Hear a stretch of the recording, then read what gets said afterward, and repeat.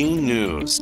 Plans to restore Amtrak services to the Gulf Coast are now in question after 3 Mobile City Council members are expressing opposition to the plan. The Amtrak service would connect Alabama, Mississippi, and Louisiana for the first time since Hurricane Katrina hit in 2005. The service would run from Mobile to New Orleans with stops in Mississippi. The project depends on subsidies coming from all 3 states to make it happen, with the Mobile City Council making a major decision on funding in order for Amtrak services to include the state of Alabama. City Council members Josh Woods, Ben Reynolds, and Joel Davies have now expressed opposition to the plan, which is now putting the potential progress of this plan into question. I'll be back with more Alabama stories after this. Where I was living was not a great place to live anymore. I began to pray for a place to go, praying for all of these things that a 9-year-old would want. I wanted horses, big house with a bunch of people my age. I wanted parents. I wanted a mom and a dad. Before I even prayed it, the Lord had already answered my prayer with the Big Oak Ranch. Who would that 9-year-old be if she never came to the Big Oak Ranch? I would be trying to fight for survival instead of fighting to break a cycle. Big Oak Ranch, a Christian home for children needing a chance. Over the weekend in Orange Beach, a banner plane flew by that advertised an OnlyFans account and caused a lot of outrage among local leaders as well as the beachgoers. Mayor Tony Kennan is condemning the advertisement, saying it's inappropriate for a family-friendly beach, especially in front of children. Many of the beach visitors felt the same way, saying they were concerned about its influence over young children. Some were indifferent, and they see it just as another form of advertising. Mayor Kennan says that the city has no jurisdiction over the content of aerial banners. That is regulated by the Federal Aviation Administration, but he did say he wants to maintain the family-friendly nature of Orange Beach. I'm Andrea Tice. For more news affecting Alabamians, go to 1819news.com. And while you're there, subscribe to the daily newsletter.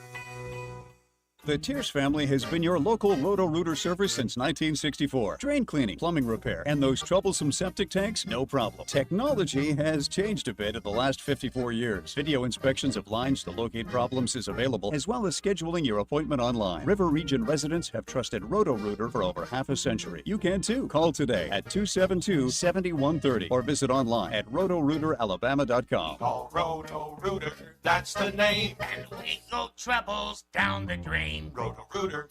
The views and opinions of the following program are solely those of the host and other contributors. These do not necessarily represent those of Liberty Acquisitions 825, Blue Water Broadcasting, its management, staff, or any advertisers.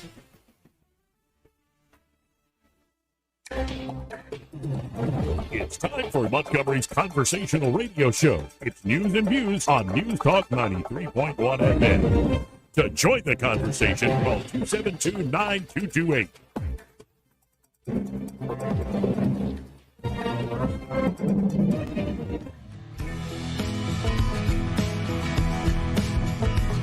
Hey, miss, I don't mean to be telling tales out of school, but there's a fella in there who'll pay you $10 if you sing into his can. I'm not here to make a record, you dumb cracker.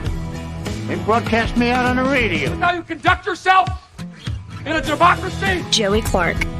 Welcome into News and Views in the afternoon, or as we're calling this thing online, Joey Clark Live. If you're just tuning in online, this is a humble talk radio show out of Montgomery, Alabama. Eddie Bader is here. We'll get to him later, though, because that shirt is distracting me already, Eddie. What a glorious 4th of July celebration shirt. Mm-hmm. But to kick things off today, we have a special guest. We actually have a man who is a presidential nominee for the Libertarian Party, just won the nomination there recently at the Libertarian Convention. We have Chase Oliver joining us. Chase, how you doing today? Doing fantastic, getting one day at home on the road before I pop back out to Philadelphia to celebrate July 4th later this week. Well, it's going to be a busy week for all of us. Well, who am I kidding? I work 3 days this week. I'll be all right. You'll be busy. So I ask every candidate, whether they're running for city council, mayor, governor, Senate, whatever it is, the same question to start off. Why do this to yourself? Yeah, it's an exercise in punishment, right? Running for office. Now, it does require a lot of hours and a lot of time on the road, but I'm doing it because I believe that American voters deserve to have more than 2 choices at the ballot box. They deserve to be more than a world that is defined as like a Coke and Pepsi kind of election. They have to have more options at the ballot.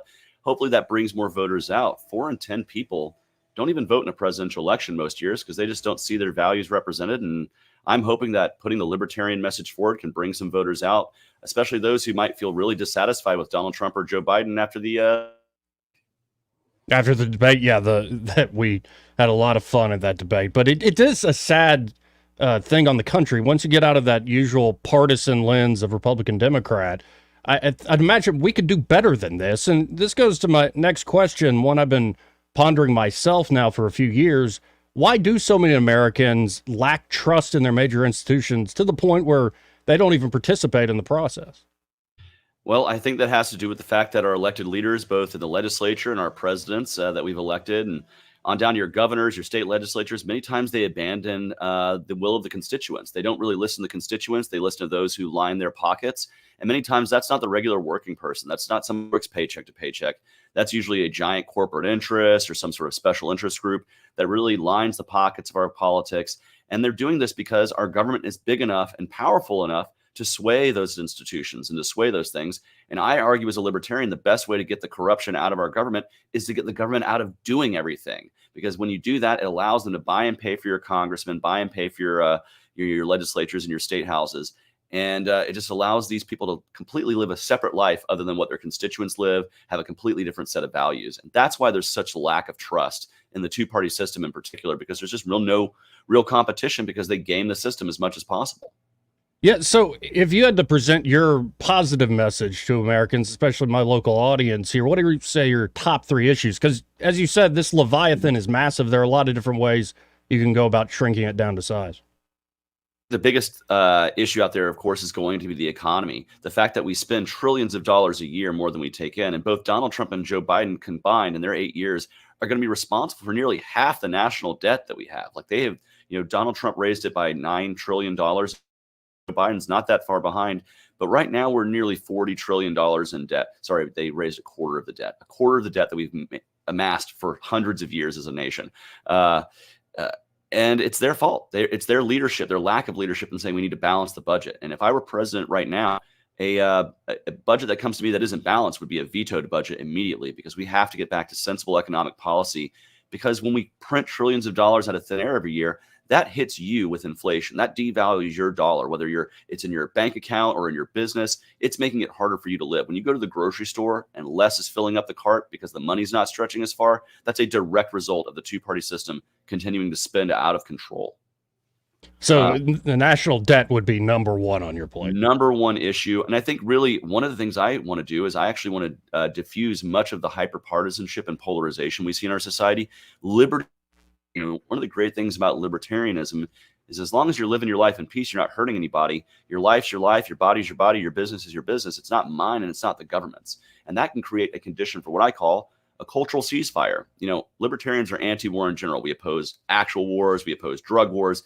And me, I oppose culture wars. I think people are going to live entirely different lives. You might have a different set of values than me, but if you live your life in peace and I live mine in peace, and we both agree not to use the gun to try to push our narrative onto somebody else, well, libertarians, and that's a good thing. And that's what most people, I think, are, if you really nailed it down. So what is, and we'll get back to the main issues in a second, what is your origin story? I know every libertarian tends to have one, but how did you come by this philosophy? I started out in politics being an anti-war activist. I saw the Bush wars happening, and, because Bush was a Republican, I didn't know about other parties. I just kind of fell in as being a self-identified Democrat, even though I loved guns and hated taxes, but I hated war even more. And so I organized within the Democratic Party. And then Barack Obama got elected on all these anti-war promises, and he didn't follow through on any of them, but still got a Nobel Peace Prize somehow. And that pushed me out of the Democratic Party. I was just like, I'm done with this nonsense. Like, this is a bunch of crap. The fact that nobody who was marching against Bush is now marching against Obama. Like, it completely dissolved the anti-war. And so I became an independent, and lo and behold, I was at a festival, and the Libertarian Party of Georgia was there advertising themselves out. And their candidate for governor, a guy named John Mons, asked me, what's the most important issue to you? And when I said, I'm ardently anti-war, he said, welcome home. This is the place you need to get your anti-war view with the non-aggression principle that is the backbone of much of the libertarian philosophy. And so you are born and raised in Georgia. A little bit of your bio here.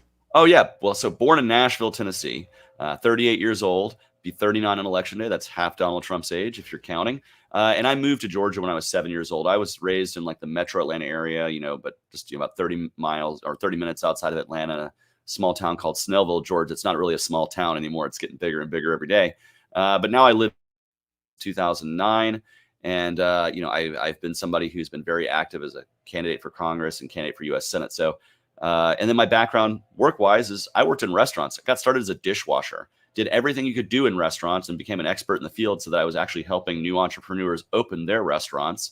And then I went in the field of logistics, helping to move goods from one side of the world to the other. And nothing will give you more appreciation for free markets and trade than working in the logistics industry and seeing what it takes to get a product halfway across the world onto your store shelf. Well, and again, folks, we're talking to Chase Oliver. He's the Libertarian Party's presidential nominee in this upcoming November election. I think you first were on my radar when you're running for Senate. And I think, correct me if I'm wrong, you beat expectations in that race, right? Well, I forced the runoff in that race, which was the most expensive U.S. Senate race in history. My opponents spent combined $250 million, so $250 million from Raphael Warnock and Herschel Walker. I spent $20,000 and knocked on thousands of doors, and I ended up getting over 81,000 votes, and I pushed a runoff in the most expensive and most high-profile Senate race in history, and that really upped the name ID value of the Libertarian Party. Got a lot of people looking at what is a Libertarian? Why is this guy, forcing a runoff? What's going on here? And so it was a very, very great race to get the name of the Libertarian Party out there, and of course, my name ID out there. Yeah, and I think I met you about 2 years ago in the Alabama convention here. Oh, yeah. So good to see you going strong. And the convention was this year crazy in terms of all the invited guests from outside the LP. What did you make in particular of Donald Trump and the reception he got, what he tried to say to the party? Well, I was somebody who was skeptical when that was first announced. That I was worried that Donald appearing on a libertarian stage might actually confuse the brand of what is a libertarian, right? People go, hey, he's speaking there. Maybe he's one. But based on the reception we gave him, I think the word loud and clear came out that no, we actually rejected so much of his record as president. He said a couple things that we really like to hear, like freeing Ross Ulbricht. I'm glad that he put the name out there. I question, if you ask him who's Ross Ulbricht in a week or two, if he'll know. But I'm glad he said to free Ross Ulbricht, and I certainly would if I were elected president. But by and large, he came with his normal standard kind of Trump message, support me or you're a loser. And that just wasn't well received by many libertarians in the room who saw him drone bombing all over the world, who saw him raising debts and deficits and increasing the authoritarian tendencies of the executive branch. So, I was skeptical at first, but I'm kind of glad he got that libertarian reception. We got a lot of notice for it. So I'm really happy in the long run.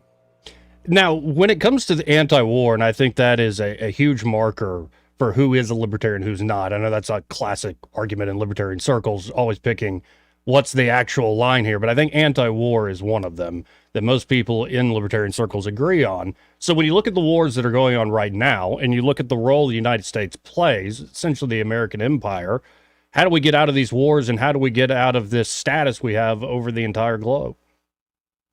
Well, it starts with electing a libertarian president, because without a commander-in-chief who's going to be serious about it, it's not going to get done. But what we need is to start removing our military footprint from around the world. That involves closing bases, that involves turning bases over, say, in Europe to our European allies to say, hey, you guys can have this now because we're going to take a more hands-off approach.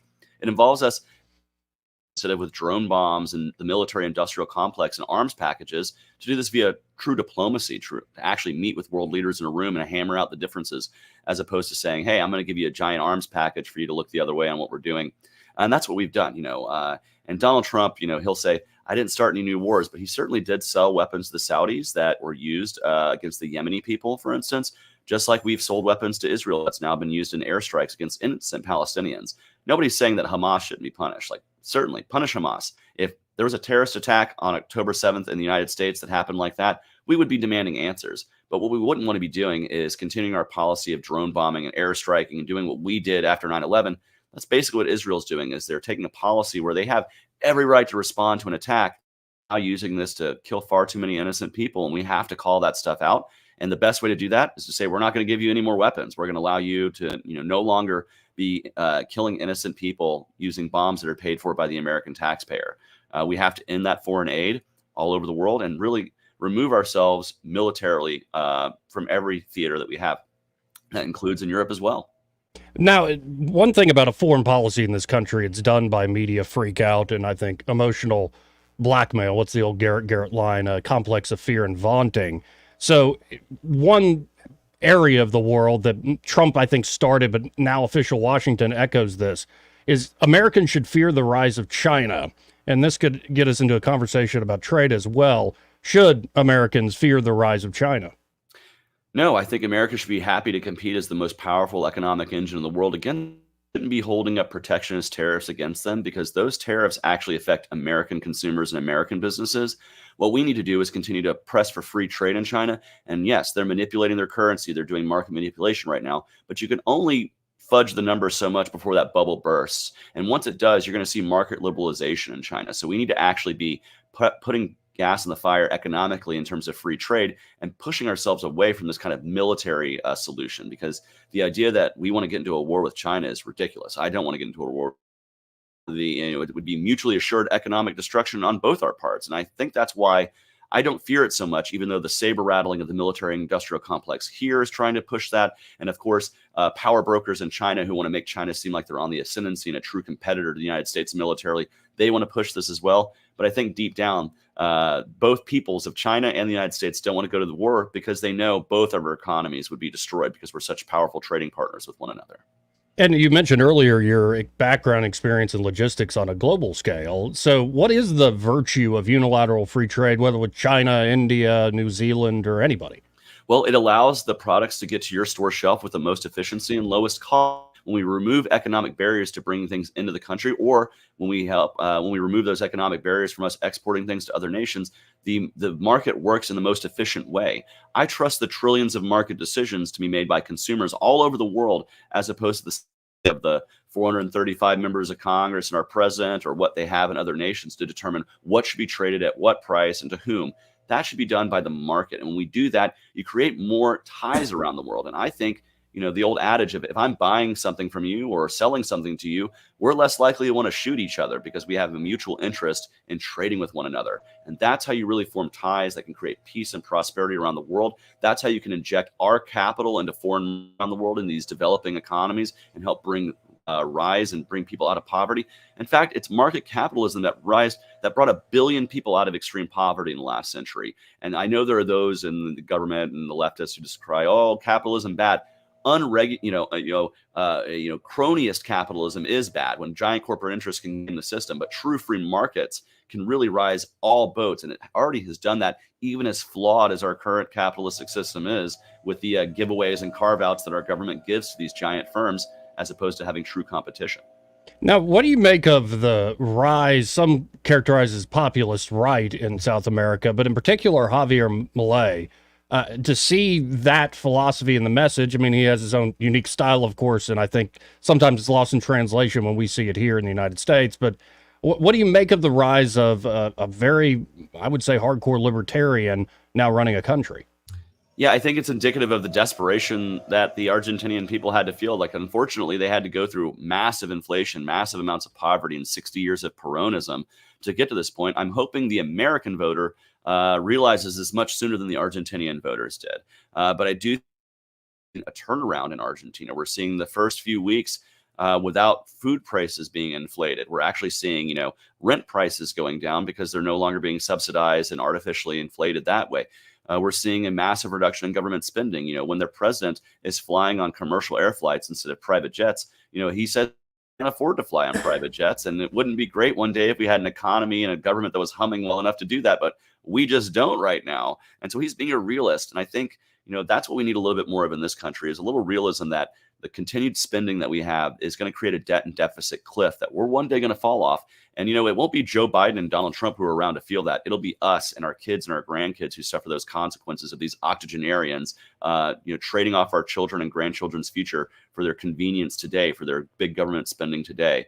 And so before we get to that point, I hope we can elect a libertarian before we get as desperate as Argentina, for sure.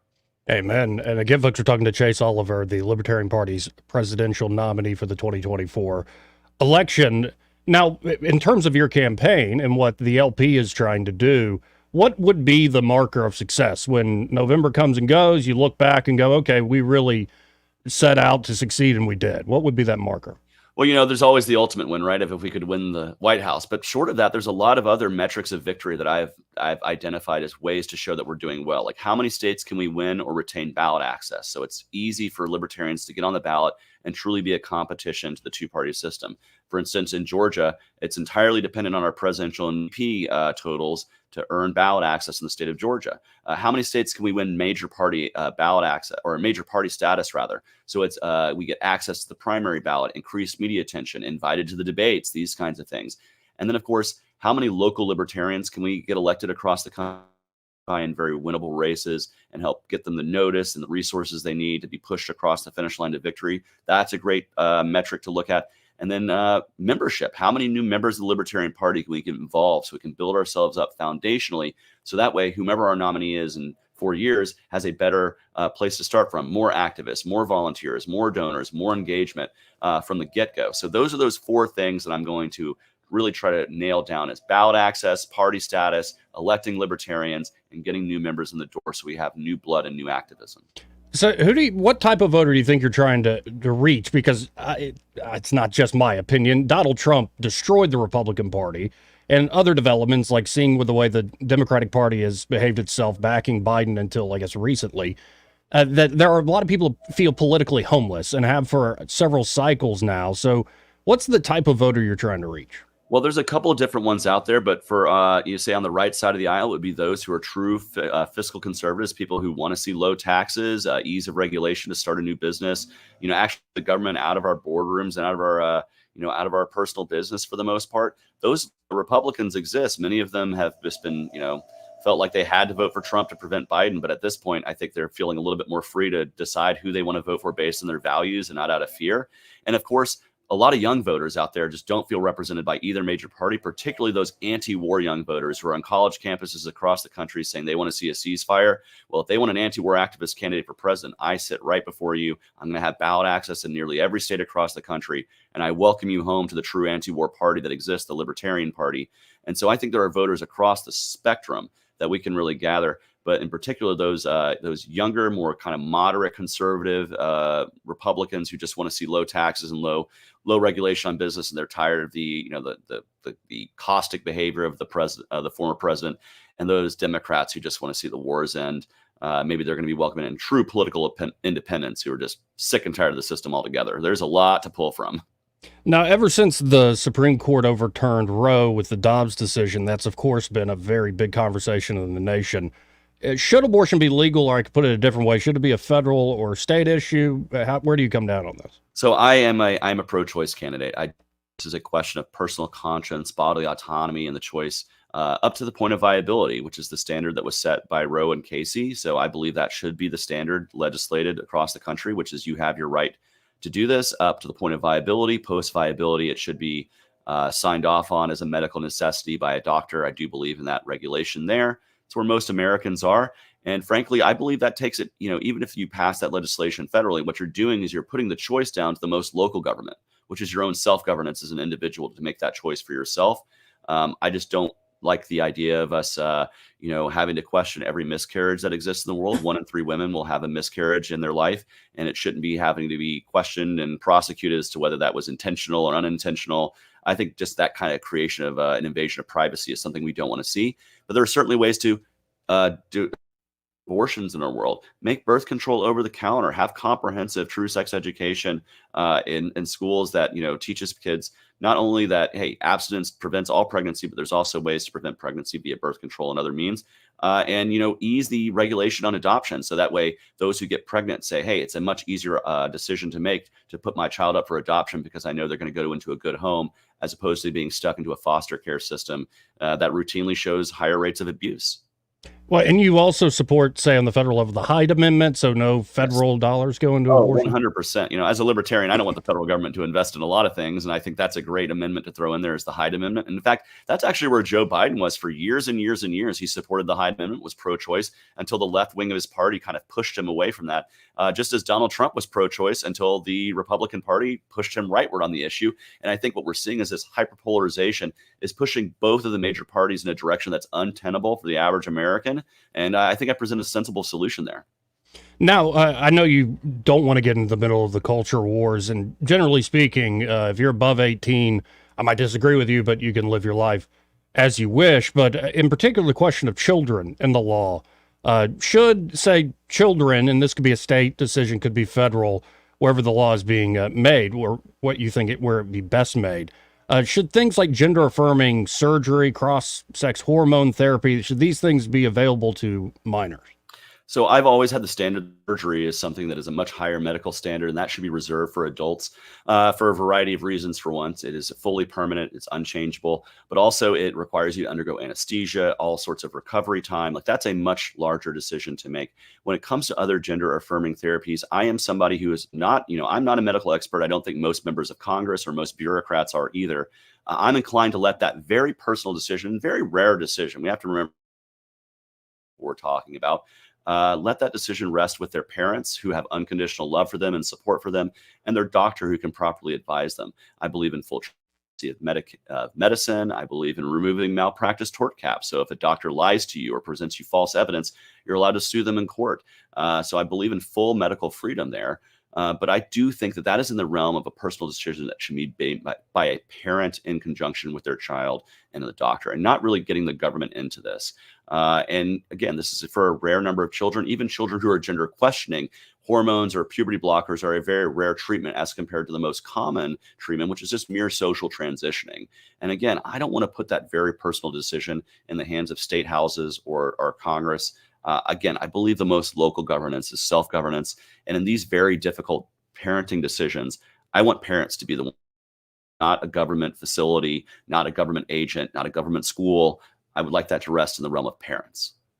Okay. And now and another just big one I'll throw out on the table. What should the border and immigration policies of the United States be? Yeah, well, I think anybody who says there's no crisis at the southern border is just not looking at what's going on. But it's important to identify why there's such a crisis and bottleneck of immigration at our southern border and creating this. It's because we're not properly able to move people who are peacefully wanting to come here and work in a fast and efficient way. I say we should have a 21st century Ellis Island. If you want to come here and work as an immigrant worker, come declare who you are, submit yourself to a background check and being vetted, and then come on in and get a job and work. And this would allow for movement of, say, seasonal labor in the agricultural South, where people can come up during planting and harvesting and then take their money back home to actually be with their families. And when you do that, you're taking the eye, you're keeping the eye on the ball where it needs to be, on those rare instances of the lower number of people who are actually coming here to do harm. We can actually put the law enforcement eye on the ball, focus their limited resources where it needs to be, on those who are human trafficking or who are frauding people with fake Xanax pills that are actually fentanyl that are killing millions of, thousands and thousands of people rather across the country. Those are where we need to have law enforcement focus. But on the average immigrant who just wants to come here and work, ease that process so they can do that. So we don't have this bottleneck at our southern border of thousands and thousands of people waiting for their court date who are relying on charity or welfare programs. I say allow for that free movement, because also it's better for us than the system we have. So I'm from Georgia. We have tons of agricultural workers who are migrants. They come here, they work during planting and harvesting, they send most of their money back home, and they live here on welfare because they can't get back. They would much rather go back with their money, spend time with their family during the off season where their money's going to go further, and then come back again during planting and harvest. It makes a lot more sense to ease that movement of labor and then really actually crack down on those who are seeking to harm people by bringing people into the United States via trafficking or other means that are going to be damaging the United States. Yeah, no, that makes sense. So it's sort of a targeted approach to the evildoers, for lack of a better term, and that would also come into health concerns, national security concerns. Is what you mean by an Ellis Island. As long as people are coming through a port of entry and being vetted, they should be good to go. And those who seek to not do that obviously are up to something, because if we make the process to come here and work easy, well, now if you're trying to move through the border at another area that's not a port of entry, there's a good reason to suspect that you're doing that because you're trying to traffic somebody, or you're trying to bring goods or crime or something in the United States that shouldn't be there. You're somebody who wouldn't pass that basic background check. And so it allows our law enforcement to see the forest from the trees, to actually be able to focus on what needs to be focused on. Meanwhile, we're allowing for the free movement of labor and capital as the free market dictates, to bring the workers we need in the United States.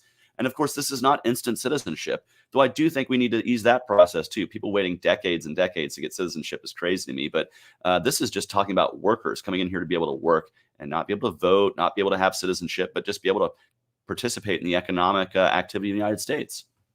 Yeah, and it does seem like the reasons we have this crisis, I think you hit the nail on the head, that there are ulterior motives going on here besides just having a sound common sense approach to immigration. And that seems maybe not to get too Machiavellian or cynical here, But it seems a lot of what our federal government does is for ulterior motives. They're sort of the magician doing the sleight of hand. A regular on this program is Judge Andrew Napolitano, and we've had many discussion around what I'm about to ask you. How much of the current federal government and structure do you think is actually constitutional? If you could wave a magic wand and say no more of the unconstitutional stuff, how good and how well are we hewing to the Constitution?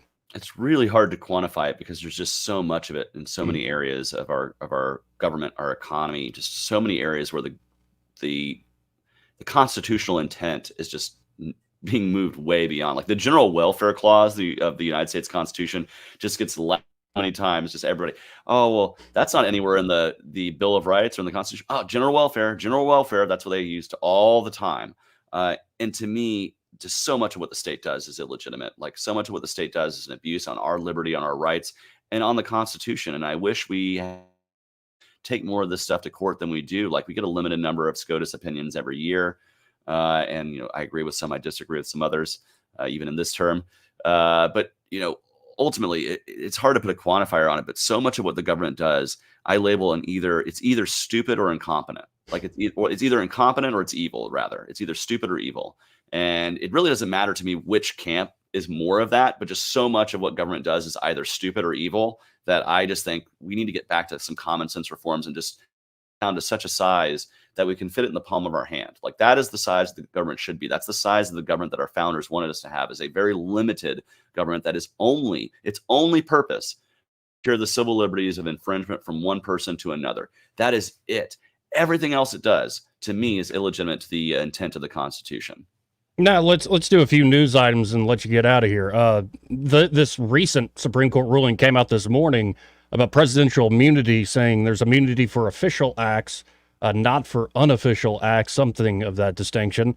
What did you make of it and seeing it this morning? To me, it stinks of like qualified immunity on steroids. It's like, okay, well, what constitutes an official act? If I commit a war crime while I'm officially acting, that's suddenly, free from prosecution. If I commit an assassination because I ordered the CIA to kill somebody in my official capacity as president of the United States, am I now no longer subject to prosecution for that? If I take a bribe to appoint a judge, right? Well, I'm acting my official capacity as president, so I guess I'm immune from that bribe that I took. Like there's so much wiggle room there. To me, the president should have the same immunity as anybody else, which is no immunity. You should be able to be charged for crimes. You're presumed innocent till you're proven guilty, but you shouldn't have presumed immunity. This is it's going to bite the conservative court in the butt one day, because you're not always going to have a conservative in the presidency. I mean, you don't today.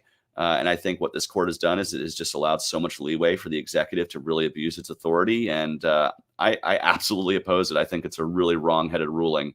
And we'll look at it one day when the executive branch continues to abuse its authority on us and go, God, I wish they had ruled differently on that case. Now, another big news item ever since, of course, is debate. I think Joe Biden really did poorly. And to me, also the media reaction, I'm thinking more legacy media that were constantly stumping for Biden, seemed to have the knives out for him. So it seems like to me there's a bit of a knife fight within the Democratic Party right now. Do you think Biden actually makes the decision to get out? And what does that mean for your candidacy? Well, going before that debate started, I would have said it was 90% chance that Biden doesn't go out, barring some sort of major health complication or something like that. He would be the nominee.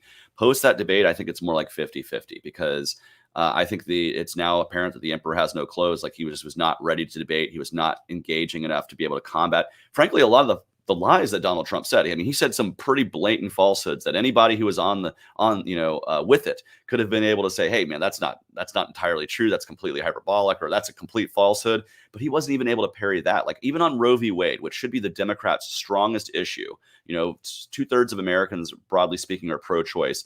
He couldn't even deflect Donald Trump. Well, on Roe v. Wade, he just wandered off.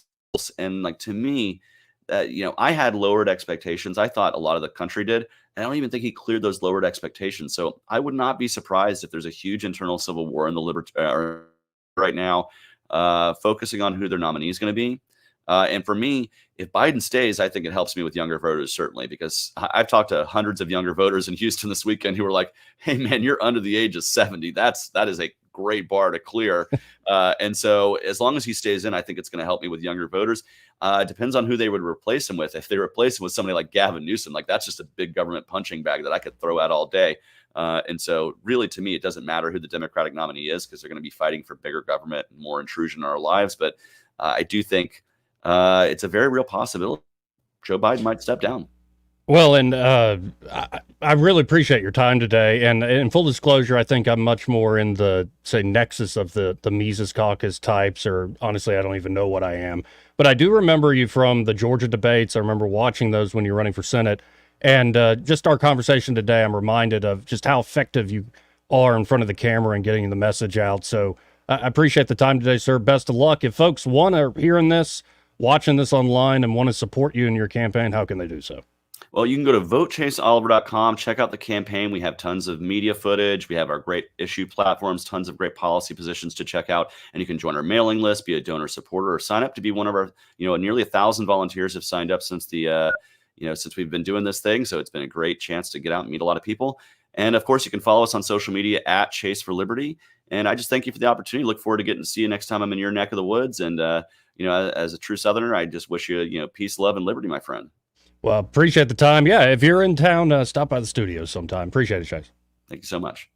Again, folks, that is Chase Oliver running for president, the Libertarian Party's presidential candidate nominee. Always appreciate his time. And he's always welcome back to the show, because it's not often, Eddie, that we get to talk to presidential candidates. Now, it's not quite the same thing as talking to Biden or Trump or Biden. I think that guy could run circles around Biden in particular. Hope so, yeah. There is something to be said about youth. But I got to say, look at your shirt. You like this, don't you? Oh, my goodness. Look at all this. That is one. It's America, baby. What a man. This is America. What is that, a T-Rex? T-Rex coming at you with independence. Is he wearing like the Macho Man glasses? I think he's got some cool guy glasses on. Actually, I think those are blue blockers. But they're cool, nonetheless. Well, you're looking good today. Thank you. You going to be wearing stuff like that all week? Yep, man. Some people get excited for Christmas. I'm a 4th of July kind of guy. Tomorrow will probably be the pig shirt. But then I have a whole ensemble. Yeah. For Wednesday. Now, what did you think of Chase Oliver? I just did the interview right down the middle, just asking basic questions, and he gave the answers I suspected after doing my research. But what did you think? I like it because he's not a BSer. He didn't try to BS around a lot of things. He told you his flat out thoughts, feelings on it, whether you like it or not. He'll tell you where he's coming from. And I can appreciate that in anybody. Don't try to hide behind anything. Yeah. And I think he's his political party right now is out of the loop, but God knows there's room for improvement in ours, so come on. Right. No, and it is a weird time where everybody does kind of feel a little politically homeless. Even if you're going to go with a particular group, you're kind of doing so with trepidation. There are a few party people that have been lifelong people, and that's all they're going to be. Yeah, oh yeah. But I'm saying the media culture is so different now. And, of course, folks, we will talk to anybody. We will talk to Democrats. We'll talk to Republicans. We'll talk to Libertarians, of course. Oh, yeah. Heck, we'll talk to we'll talk to Cornel West. I'd love to talk to Cornel West. I respect that man dearly, though he's wrong on so much. As long as we agree on that, then yes. No, so I'll talk to anybody, man. Well, maybe not Jill Stein. Is she actually running again? I hope not. Although I have nothing personal against her. It just doesn't feel right. You got to have a few lines that you can't cross. I'm not talking to Jill Stein. That's your one? Yeah, for now. All right. Yeah, if they want to come on, maybe. There's a different venue, perhaps, but perhaps there's cash involved, Joey. Well, we got to hit this break because we went long there with Chase, but I wanted to do the interview uninterrupted. That's good. Before we hit thanks. Before we hit the break, though, this part of the program brought to you by Reed Waters at Clearwater's Property Management. And what Reed Waters and team can do for you at Clearwater's is, tree removal service. That's right. So it could be you just want to remove the entire tree. Say it's a very tall tree, like an 80-footer. Several of those. It's old, but because it's old, it's swaying in the wind. Especially a pine tree, Joey. And you're thinking, this could fall on my house any day now. Mm-hmm. Well, call up Clearwater's Property Management and have them get it out of there. Yeah. Or it could be, hey, it already fell over. Clearwater's can help you there too, but you should probably do it before it might fall on your roof, or you'd have to call some of our other sponsors. You might have as those well. dead limbs that are hanging up there too. They don't have to take the whole tree out, but they can get some of those 200-300 pound limbs off that tree. And exactly, it's short of full-on removal. They can do tree trimming, and it could be for visual, just aesthetic reasons, or maybe the driveway's getting blocked. There's all sorts of reasons. Yeah. And then, of course, they can also do stump grinding there at Clearwater's Property Management. That ugly stump, you keep mowing around that big eyesore out there in the front yard. They can get rid of it. So check them out today. 430-0376 is their number. That's 430-0376. And be sure to tell Reed and the team there that Joey and Eddie, those fellas on the radio, sent you. Want to carry News Talk in your pocket? Download the News Talk 93.1 app from the App Store. Available on iPhone and Android. Never miss a moment. Download now.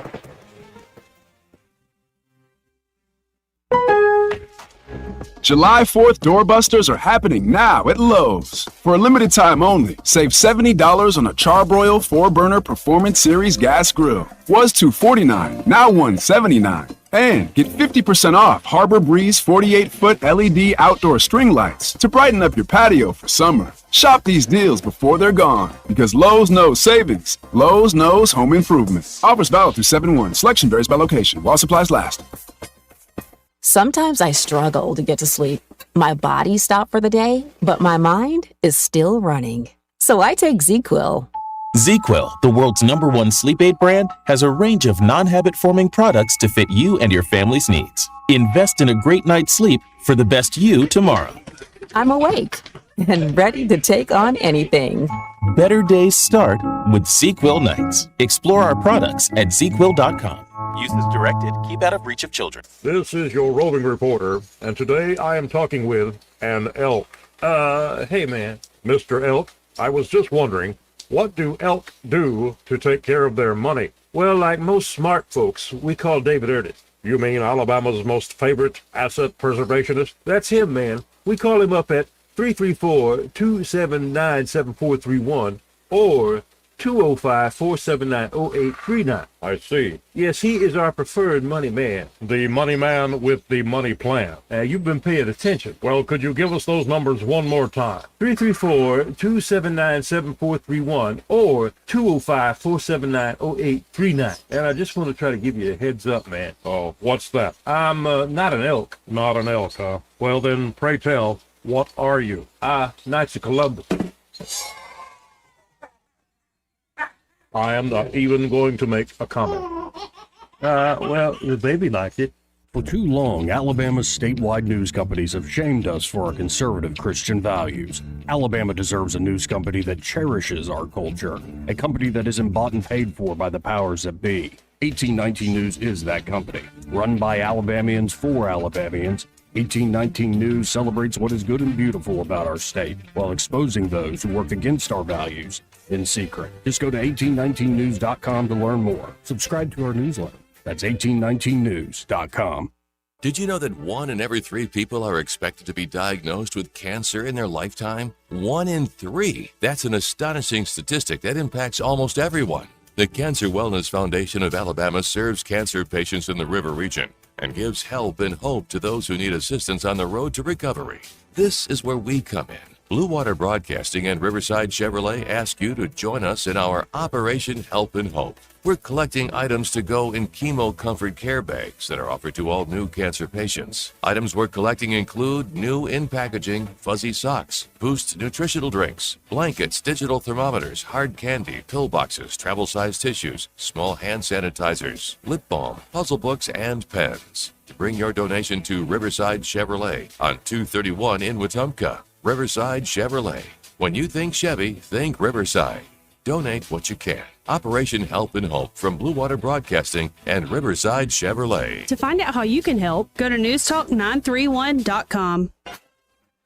Come join the City of Prattville in celebrating our independence. Spend your 4th of July with the annual Downtown Parade at 9 a.m. Next, head over to Pratt Park for the Lions Club Barbecue and the cardboard boat races at Pratt Pool. Wrap up your evening with one of the River Region's largest fireworks display.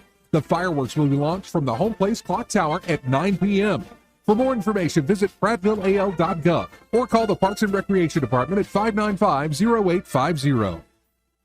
Rich Thomas weather brought to you by Wiley Sanders Truck Lines. Truckers, if you are looking for green grass, contact Wiley Sanders Truck Lines. In business since 1959 and still growing. Call today, 855-777-9785. Well, hi, everybody. Once again, a heat advisory is in effect today. Dangerous heat indices 105 to 110. Stay hydrated, slow down. Actual high temperature around 97. Radar will be fairly quiet today. Mostly sunny, rain chances 20% or less today. Then the rest of the 4th of July holiday week is very routine with spotty random storms here and there each day. Highs around 93 Tuesday, mid-90s Wednesday and Thursday, upper 90s on Friday. From the Blue Water Weather Center, this is Rich Thomas. We're redesigning financial freedom at CB&S Bank. Make purchases at participating stores and restaurants using your CB&S Bank debit card through your mobile devices with Mobile Wallet. Charges and fees may apply for your cellular service provider. Contact your service provider for more information. Member FDIC. All the headlines the mainstream media won't touch. Your News Talk station. News Talk 93.1 FM WACV. Joey Clark. Welcome back to News and Views in the afternoon. I'm Joey, he's Eddie. Man, I'm jealous. I need to up my game. A lot of freedom right here, buddy. Yeah, I thought my hat was cool. Like, no, you're cool. People were looking at You're me. one cool guy. That's why I figured people were watching. They were looking at me going, wow. Let's go to the phones and talk to Patrick. Hey, Patrick, how you doing? Man, I'm doing good, Joey, and it's so good to hear you say you're with the Mises Caucus types, man. Real good to hear it. Oh, of course.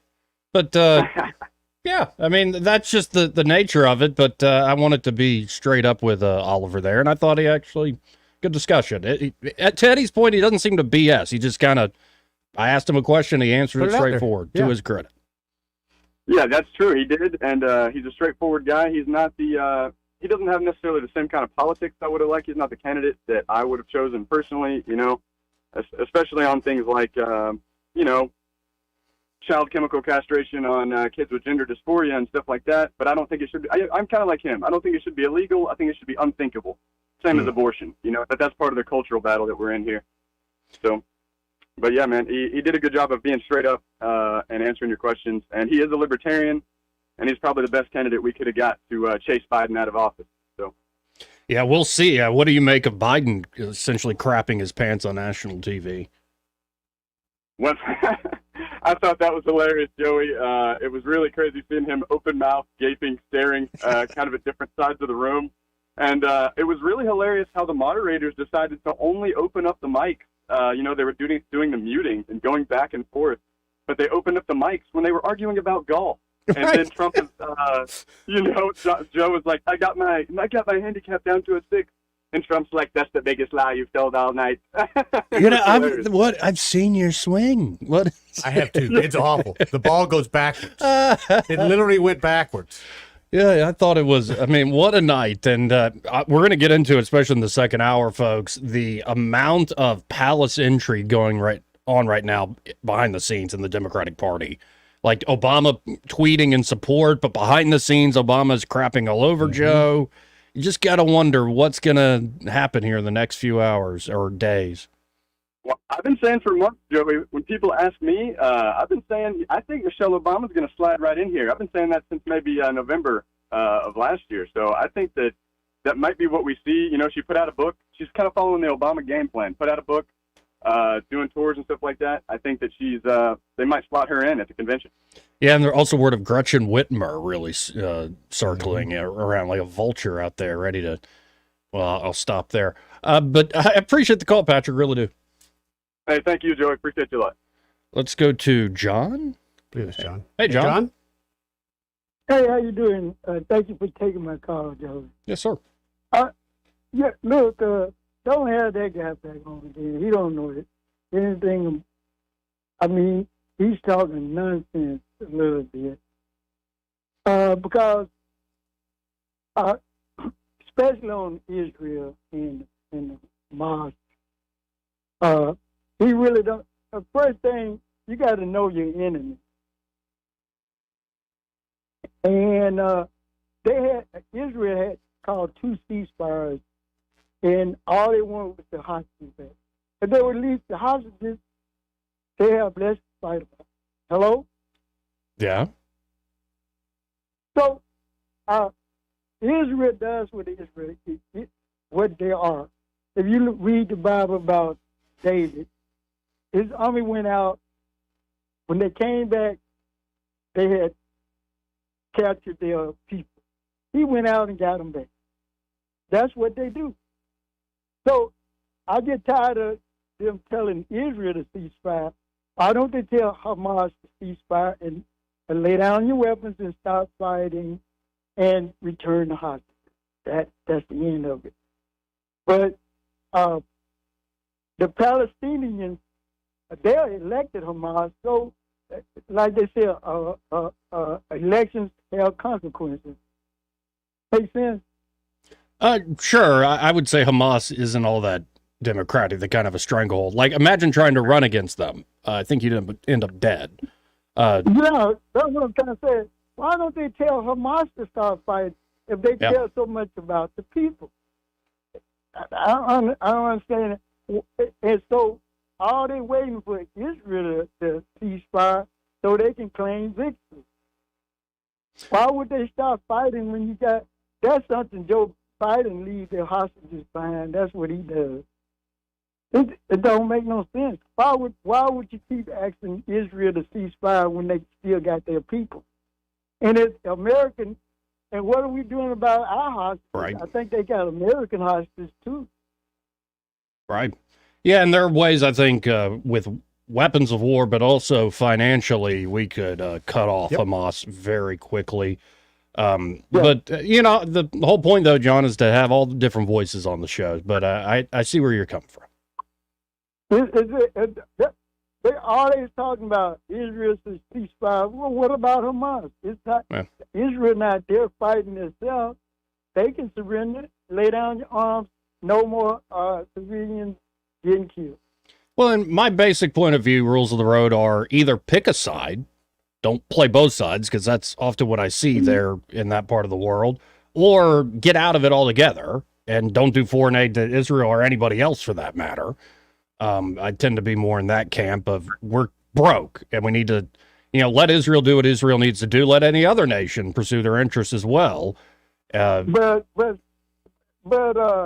stop selling arms to Israel. That don't make any sense at all. All you're doing is getting the other side. Okay, they start attacking Israel. We writing out a judgment. Right. It don't make any sense. If you want civilians, if they don't want the civilians to be hurt, why don't the other countries put a little pressure on Hamas? Like maybe that would help. But you just telling the person who was attacked to stop fighting. I don't think if their relatives was held captured by Hamas, I don't think they would want that. Sure. Well, I appreciate the call, John. Appreciate you listening. Thank you. Let's go to line 4. You're on there. Who's this? Hey, this is Penny. Hey, Penny. How are you? I'm doing good. How about you guys? Good. I just put you on the iPhone. Can you hear me better? Oh, yes. A lot better. Okay, good. Sorry about that, guys. Well, my thing is, we as journalists and as active citizens of our country, we need to start thinking and looking deeper and wider. And this is what I am thinking.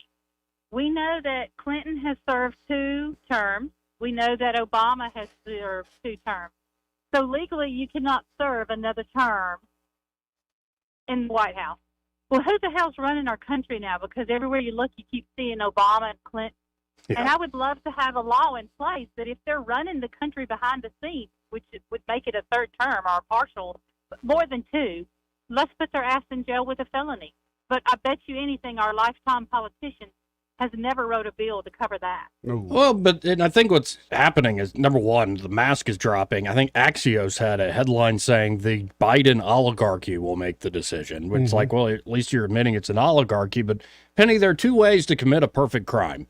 I mean, one is you kill one person that you don't know, you don't tell anybody, and you get out of town. And and so it's as uncontaminated of a crime scene as possible. But the other way is to commit a crime in the most contaminated area, to where everybody's fingerprints are on the murder weapon. And I think that's what a lot of these folks rely on. That it was kind of we came up with it as a group. Can't put us all in jail. Yeah, absolutely, because that's all they do is gaslight. Yep. They accuse us of every damn thing they do. Yep. And I just pray to God that everybody wakes up and realizes that a vote for Biden is a sure vote for Kamala to be your next president by default. Because there is no way that man is already starting to, he's already having issues with dysphagia, and he's choking on his own saliva, basically. Oh, yeah.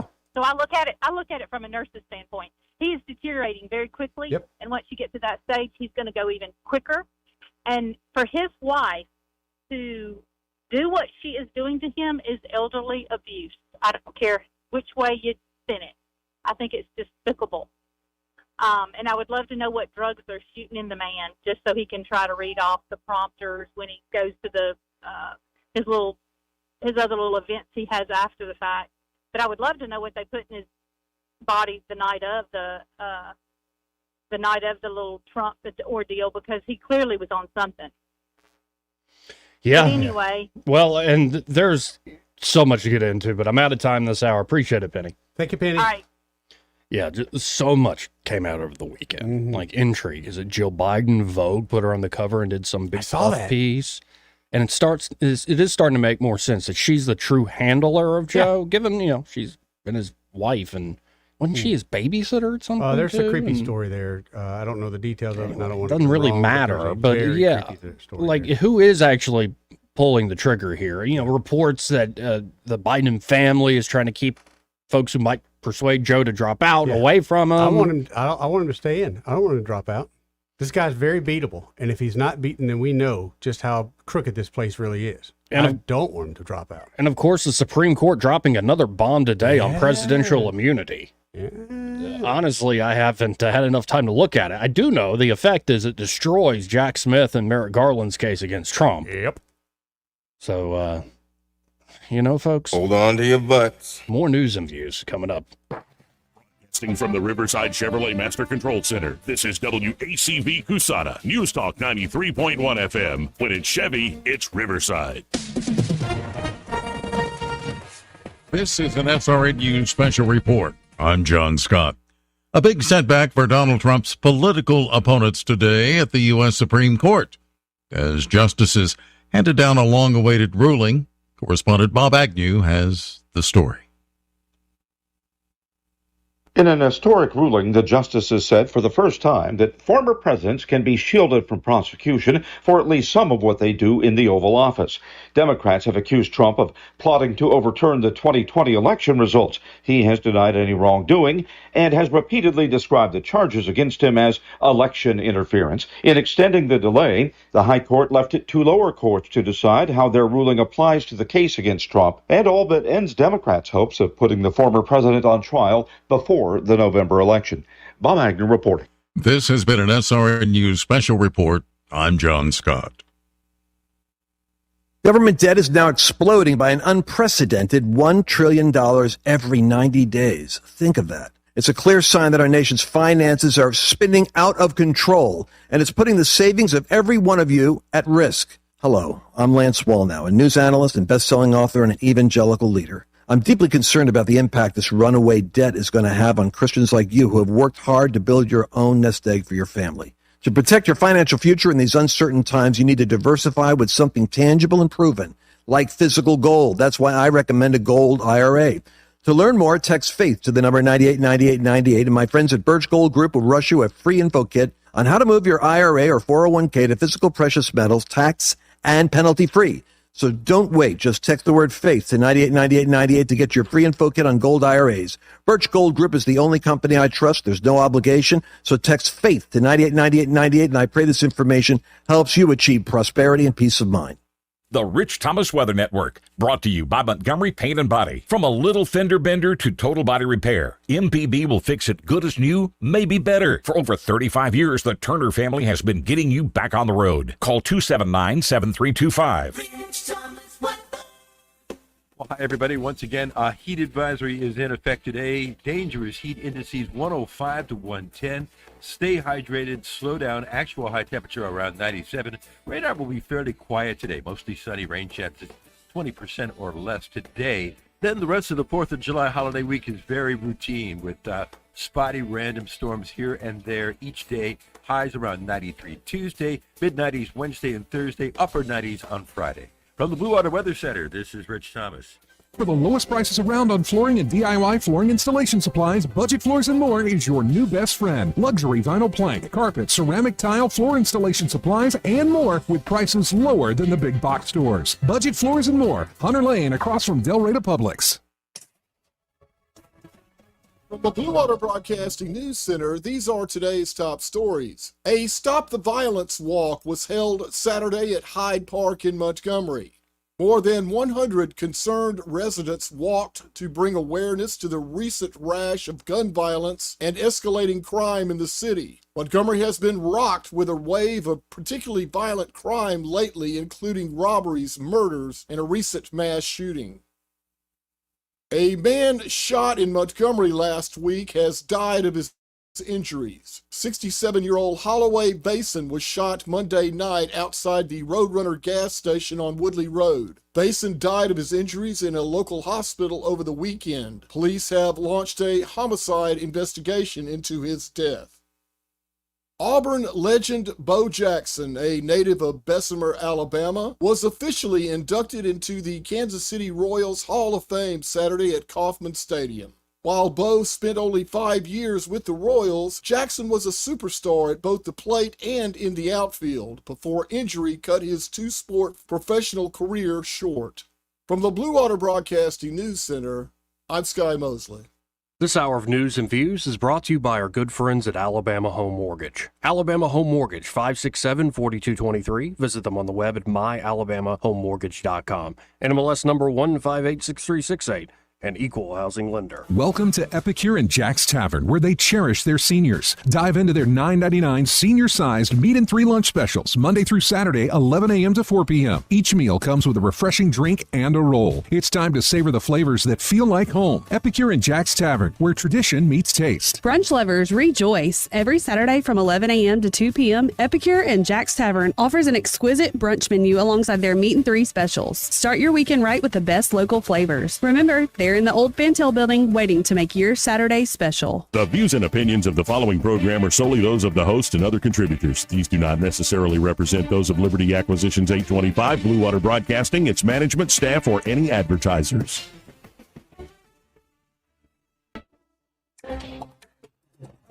It's time for Montgomery's conversational radio show. It's news and views on News Talk 93.1 FM. To join the conversation, call 272-9228.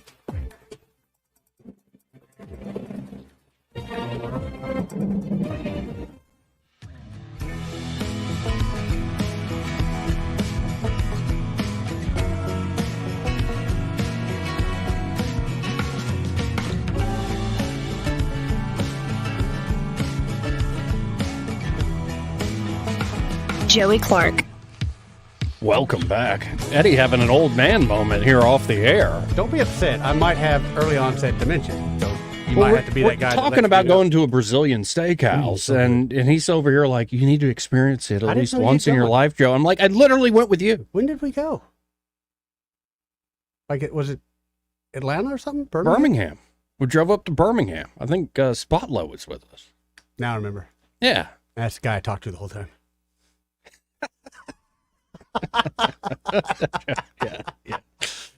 Yeah, thank you for driving. So, big ruling from the Supreme Court of the United States. Yes, sir. And, well, let's get the man himself, Donald Trump, to react. If a president doesn't have immunity, he or she will be nothing more than a ceremonial president, rarely having the courage to do what has to be done for our country and to make our country great again. This is not what the founders had in mind at all. This is not what they wanted to think about. This is not where they wanted us to be. The founders wanted the president to have immunity so the president can feel free to make decisions. Hopefully, they'll be great decisions, but whether they are or not, a president of the United States has to have immunity. Thank you. And he got it. Now, of course, trending on Twitter today is King Biden. And all sorts of folks calling for him to, like, assassinate people. I saw something, some kind of tweet Yeah. someone put out that said that he could assassinate the whole team, said in SEAL Team 6. Guys, you do know, like, of hypotheticals in law that test a principle, but, like, you also, I hope you understand there are things that are immoral. Right. Beyond the law. Well, and the thought, too, and I guess it could happen, but the thought that we would elect someone knowing that they would go in there and say, you know, I have immunity now. Well, my layman's reaction, of course, we're going to talk to Judge Napolitano about this tomorrow. Yeah. But my layman's reaction is they're just kind of putting down in precedent now what seems to have already been established over the last, say, at least 60, 70 years. Am I wrong to thought this was the law of the land already? No, it's the way presidents have kind of operated and gotten away with stuff since, say, post-World War II, starting with Truman. I really, literally always assumed this was the law of the land. Right, especially if official acts do create an umbrella over things like war, even undeclared war, because what the police action in Korea or Vietnam, right? All this stuff, you start to wonder. And yeah, I do remember asking Napolitano, so does this mean Obama could be prosecuted for the droning an American citizen? Yeah. Bush could be prosecuted for all sorts of, yeah. But were they? No. That's what I mean. And so I think the Supreme Court has essentially said what was already the unspoken rule of the road for presidents. It just took certain folks getting really mad at Trump to go after him that made them actually create this precedent. Yeah. I mean, and just looking at snippets of the rulings, here's Justice Sotomayor. Okay. Quote, with fear for our democracy, I dissent. Today's ruling reshapes the institution of the presidency and makes mockery of principle that no man is above the law. It gives Trump all the immunity he asked for and more, because our Constitution does not shield a former president from answering for criminal and treasonous acts. People's now saying the president is king. They're already kind of acting that way. Oh, yeah. But Robert says Trump asserts far broader immunity than limited one we have recognized. Presumption of immunity for quote-unquote official acts. There is no immunity for unofficial acts. Right. So it probably does get into the details. Say a president has a SEAL team go do a thing. Is that an official act? I would think it would be more like it'd have to be in the best interest of our country. In the sense of that SEAL team went and did a thing that was an enemy of the country, not just a personal enemy of the president. Right. So killing bin Laden, cool. Right. See, it is a little hairy, I have to say. But what's fascinating with this court is they got rid of Chevron doctrine. That was last week. Joey. So they've reined in the executive agencies, but now they've given more power to the president. And again, this is me just as a layman. This seems more like the constitutional order some envisioned, where you have a strong executive that is essentially an elected king. I know people want to act shocked with that. Like, read a history book. Well, read any book. He's a CEO at that point. What do you think Andrew Jackson was? What do you think George Washington was, or Hamilton, who administered that administration? What do you think Lincoln was? FDR. What do you think these presidents were? All these presidents, by the way, historians, when they got in that fight of, well, actually, Joe, people that really are respected in the field say, you're the worst president. The worst president. The worst. And then Biden's like, no, every president, they all say you're the worst. Malarkey. Yeah. But it's interesting. All the historians, Biden's right. They hail people like FDR and Lincoln and even Woodrow Wilson as some of the greatest. So if you're a president and a war happens under your watch and hundreds of thousands, if not millions of people die, you're going to be hailed as one of the greats. You have to be. Yeah. For the best interests of the country. So in a way, I feel like we're chipping away at the pretense that has long surrounded our government, and the unspoken rules are becoming more and more spoken by the day. If you find it ugly, well, welcome to the party. Yeah. I'm glad you finally have awakened to the issues, because this has been going on long before the Supreme Court said squat about it. Yeah, they're not known for jumping right in. They usually wait till everybody else had a say. And of course, trending also is expand the court. Democrats want to now expand the court because, well, I mean, it's all about democratic norms, except when we lose. Then we want to win by any means necessary. And actually, it is a constitutional power for the Congress to expand the court if they get a president to agree with them. And this should be the back and forth. What failed with the original Constitution, you got to wonder, oh, Joey just said the Constitution failed. Yes. Look at how big our government is. Has it limited much of anything? No. It's only growing. And what failed about it is folks thought, oh, this would reflect the different classes in society, where the everyman would be in the House, the aristocracy would be in the Senate, and then, the elite of the elite would be picked as presidents. And it didn't work out that way. No, not so much. Everything has become more democratic in a way. But ironically, the more the vote and the franchise has been expanded, which I don't want to undo that. But what's interesting is the more you extend the franchise of voting to everyone, say the direct election of senators, it's not just a state legislature that picks them. It is actually much easier to manipulate the everyday voter than it is these institutions that have some own independence and identity. It's easier to propagandize and get people to believe and say things and vote a certain way that you want than if they had a little more independence and a little more power centers to compete against one another. And so, yeah, democracy, it's going great here in America right now. Now, again, I'm a layman, so why don't we go to some guy who at least plays an expert on TV? And in fact, he's been pretty good at this for a while now. Jonathan Turley.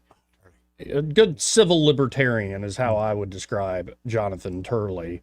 So this was as the news was breaking on Fox News. They're asking him about this presidential immunity ruling. Let's listen in together. Would not impose a jail sentence because I don't think it's warranted under New York law. But this case is not over. Jack Smith is not going to go quietly into that night. I want to know two other aspects of this opinion to complete this circle. The court deals with the so-called fake electors issue. And it says, look, that question in dealing with state officials is not something that we see as falling within these core areas. And so the district court's going to have to look at those communications to determine to what extent there is this immunity, presumptive or not, that might apply. But then it also talks about President Trump's January 6th speech and all of his tweets. And the language there seems quite favorable towards President Trump and says that presidents are expected to speak forcibly on issues, forcefully on issues that are important to citizens. And it really puts a emphasis on the fact that this is something that presidents do. Many of us believe, certainly I do, that President Trump's speech was entirely protected under the First Amendment. But the court is also saying this is a function of what presidents do on matters that divide the public. So on that, you have another section that's going to help out the Trump team dramatically in front of the district court. The one area that might be a sticky point is going to be the electors issue. And even Trump's counsel in front of the court acknowledged that that was going to be a tougher one. But otherwise, this is a very good day for the former president. It's been several very good days for the former president, to say the least. Yeah. And the hits keep on coming, but we'll get to that in a second. First, this part of the program brought to you by Pest Pro Services. And there at Pest Pro Services, Ashley and her great team are ready to help you with any and all of your pest control needs. It could be you need a specific job done. Maybe you went to the backyard shed and there's a wasp's nest that's taking up the entire back corner. And it's the stuff of nightmares. You don't want that. You don't want to live that nightmare in the daylight. call up Pest Pro Services. They can take care of something like that. Or it could be you need to get termite inspections done, or maybe even treatment of termites done, or maybe the yard treated for mosquitoes. This time of year? Nasty, Yeah, buddy. nasty critters. Pest Pro Services can do all of that. But Eddie and I have been suggesting, join the party. Make Pest Pro your everyday pest control company. Definitely, dude. Very trustworthy company. They call with me when they come out to my place. They'll call me first, let me know they're coming, and then they give me a full report when they're done. So call them today at 265-9990. That's 265-9990. Or you can always go to ppsriverregion.com or just search Pest Pro Services on the Book of Faces. What do you want to know? Call a pro. Pest Pro Services. And be sure to tell Ashley and that great team that Joey and Eddie, those fellas on the radio, sent you. Now, the fallout from the debate continues. And the knife fight within the Democratic Party continues. They're eating each other up. But sometimes the public-facing side of this is so cringeworthy, it's like a train wreck. You can't look away. And apparently over the weekend, Eddie, were the BET Awards. Ooh, you saw that. Did you watch? I didn't watch all of it, but I saw this clip. Oh, of Harris? You saw this already? I thought it was an SNL skit when I saw this. Yeah, this is not good. No. This is really, really bad. I literally thought this was an SNL skit. When it started out, I go, ooh, I didn't even know she was going to be on this weekend. But here's what I'm worried about, Eddie, is that people have gotten so dumb that they watch this and go, well, that's my life. You know what I mean? They become consider so that, Joey. vapid. I They've did watched not too many consider that. Housewives shows. Oh, my God. That this is the normal way people speak and act. It's weird to me. It's cringeworthy to millions. Very cringeworthy. Again, But I thought it was a skit. I'm wondering how many millions go, oh, yeah, that's normal. That was good. That was a great bit they just did. No. So, this is Vice President Harris, Kamala Harris, trying to put a Band-Aid on the bleeding happening right now. This was a bit they did at the BET Awards over the week. I want to get kicked off the stream, and I don't want to watch it.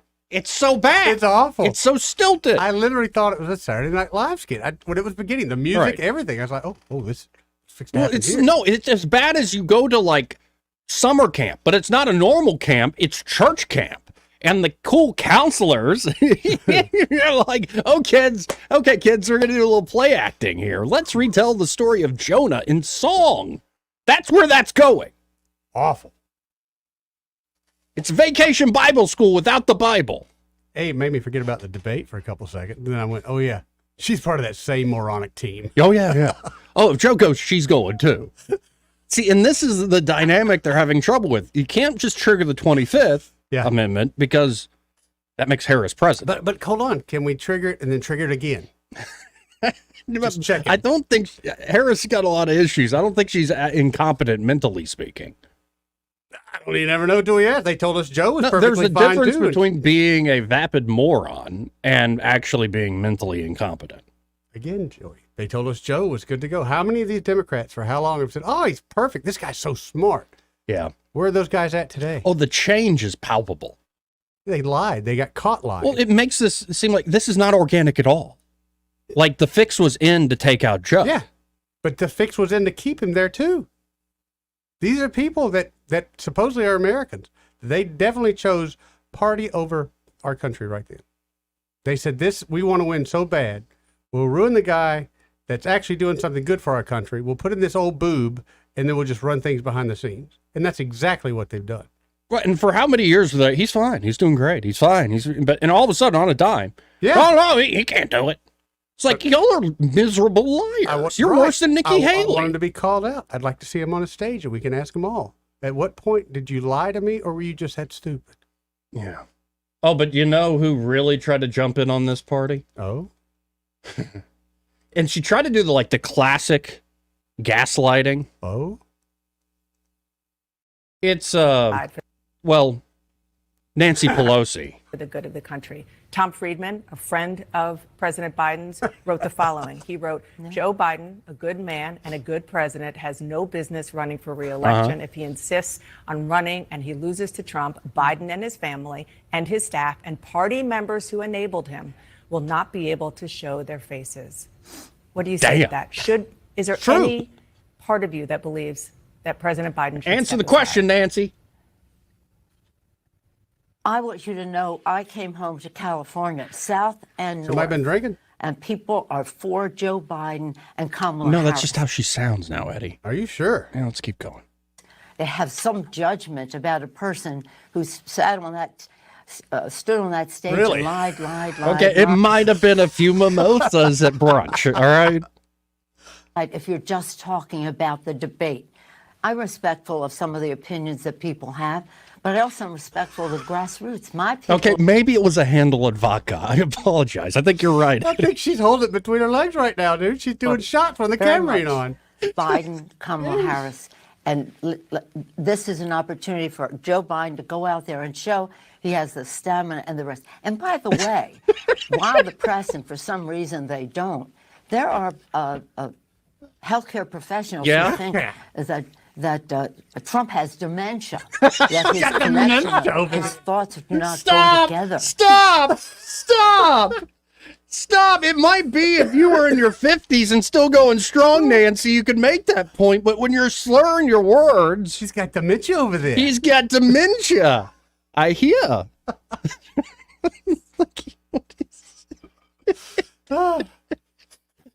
Oh, yeah. Goodness gracious. Like, that's the worst person to go out and talk about Joe Biden's stamina. Again, I love it. Bring them all out. Bring them all out. And the classic partisan foil. Well, my guy's fine. You're the one. Right. You have dementia. It's not me. It's you. It's the classic I'm rubber, you're glue. Exactly. But with a little vodka added in. Or just sniffing glue. Let's go to line one. You're on there. Who's this? Joey, Eddie, hey, it's Jamie. How are you guys doing? Good, Great. How you doing, buddy? If Trump has dementia, what do Nancy Pelosi and Biden have? I mean, wow. Good Lord. Worms? Definitely got some brain eating. I got worms. Yeah, right. Look, I was kind of like looking over and reading some different articles about like, if it's like Michelle Obama, if it's Biden, if it's Newsom or Whitmire. I think they're in a position where no matter who they run, Trump's just sitting there going, he knows he's in a great spot. Not that we take it for granted, but I think it might be a little bit too late on their side, right, guys? I mean, I just kind of want to throw that out there for discussion. Yeah. I think it's a little late, if also don't underestimate though, like the I am woman, hear me roar vote. If you get a Gretchen Whitmer and you just completely redo the messaging, it might work. Sad but true. It's a crazy world we live in, gentlemen. Yeah, I mean, and I'm not one to give advice because I'm single, so I do not understand the women vote. Well, or is it the female out vote?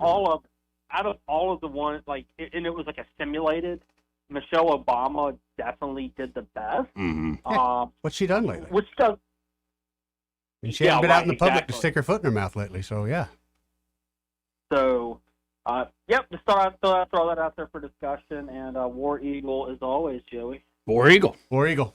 Great to hear from you, Take Jamie. care, guys. Thank you, Keep it Jamie. up. What happened to all the other calls? I don't know. 272-9228. You got to be patient, folks. So young. Patience. So impatient. So impatient. 272-9228. Hey, this part of the program brought to you by River Region Contracting. And there at River Region Contracting, Todd Clark and his team are ready to help you with that roof of yours. Yeah, they are.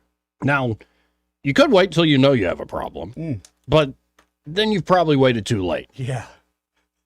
Like, you shouldn't have to wait till the ceiling's falling through from a leak. When the outside weather is now the inside weather, you Right. waited too late.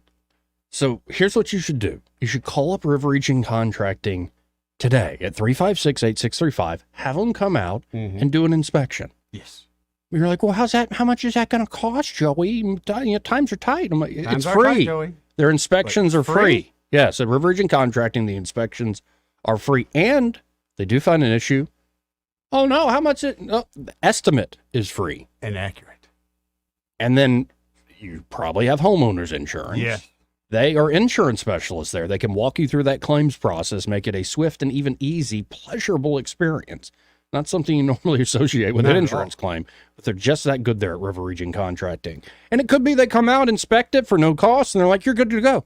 That'd be all right. Peace of mind, folks. You're the one getting paid. Peace of mind in that situation. So again, call up Todd Clark and his team today at River Region Contracting. There's a reason folks are calling him the premier roofing contractor here in the area. That number, 356-8635. That's 356-8635. And be sure to tell them that, well, Joey and Eddie, those fellows on the radio, sent you. Let's go to line one. You're on there. Who's this? Red Top. Hey, Red Top. Good, hot Monday. God, it is scalding out here, gentlemen. Yeah, don't lick it. I think that's true. But I've been working outside all day long, riding around with the windows open. If you stay hot, it doesn't kill you. But going in and out, sure enough, a good way to get sick. Yes, it is. I was in a 130-degree sauna for an hour today. I know. No. Well, Joey, you can have that free. Just move to Scottsdale, Arizona. Yeah, I just know. Every damn day you can have that. No, I was like, I need a controlled environment to get out of there as soon as I can. Yeah.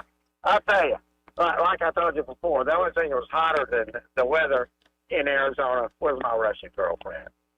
But I just went down Mobile Highway, and you guys would not believe the huge industrial complex that's going up down there. They're building these buildings so fast. They're prefab and everything now, so they got a 4-story building up that looks as big. It's like 3 football fields long in 30 days. And they've already cleared one whole side of Hyundai Boulevard across to the factory. It looks like another damn factory is going in. A lot of business moving to this town, guys.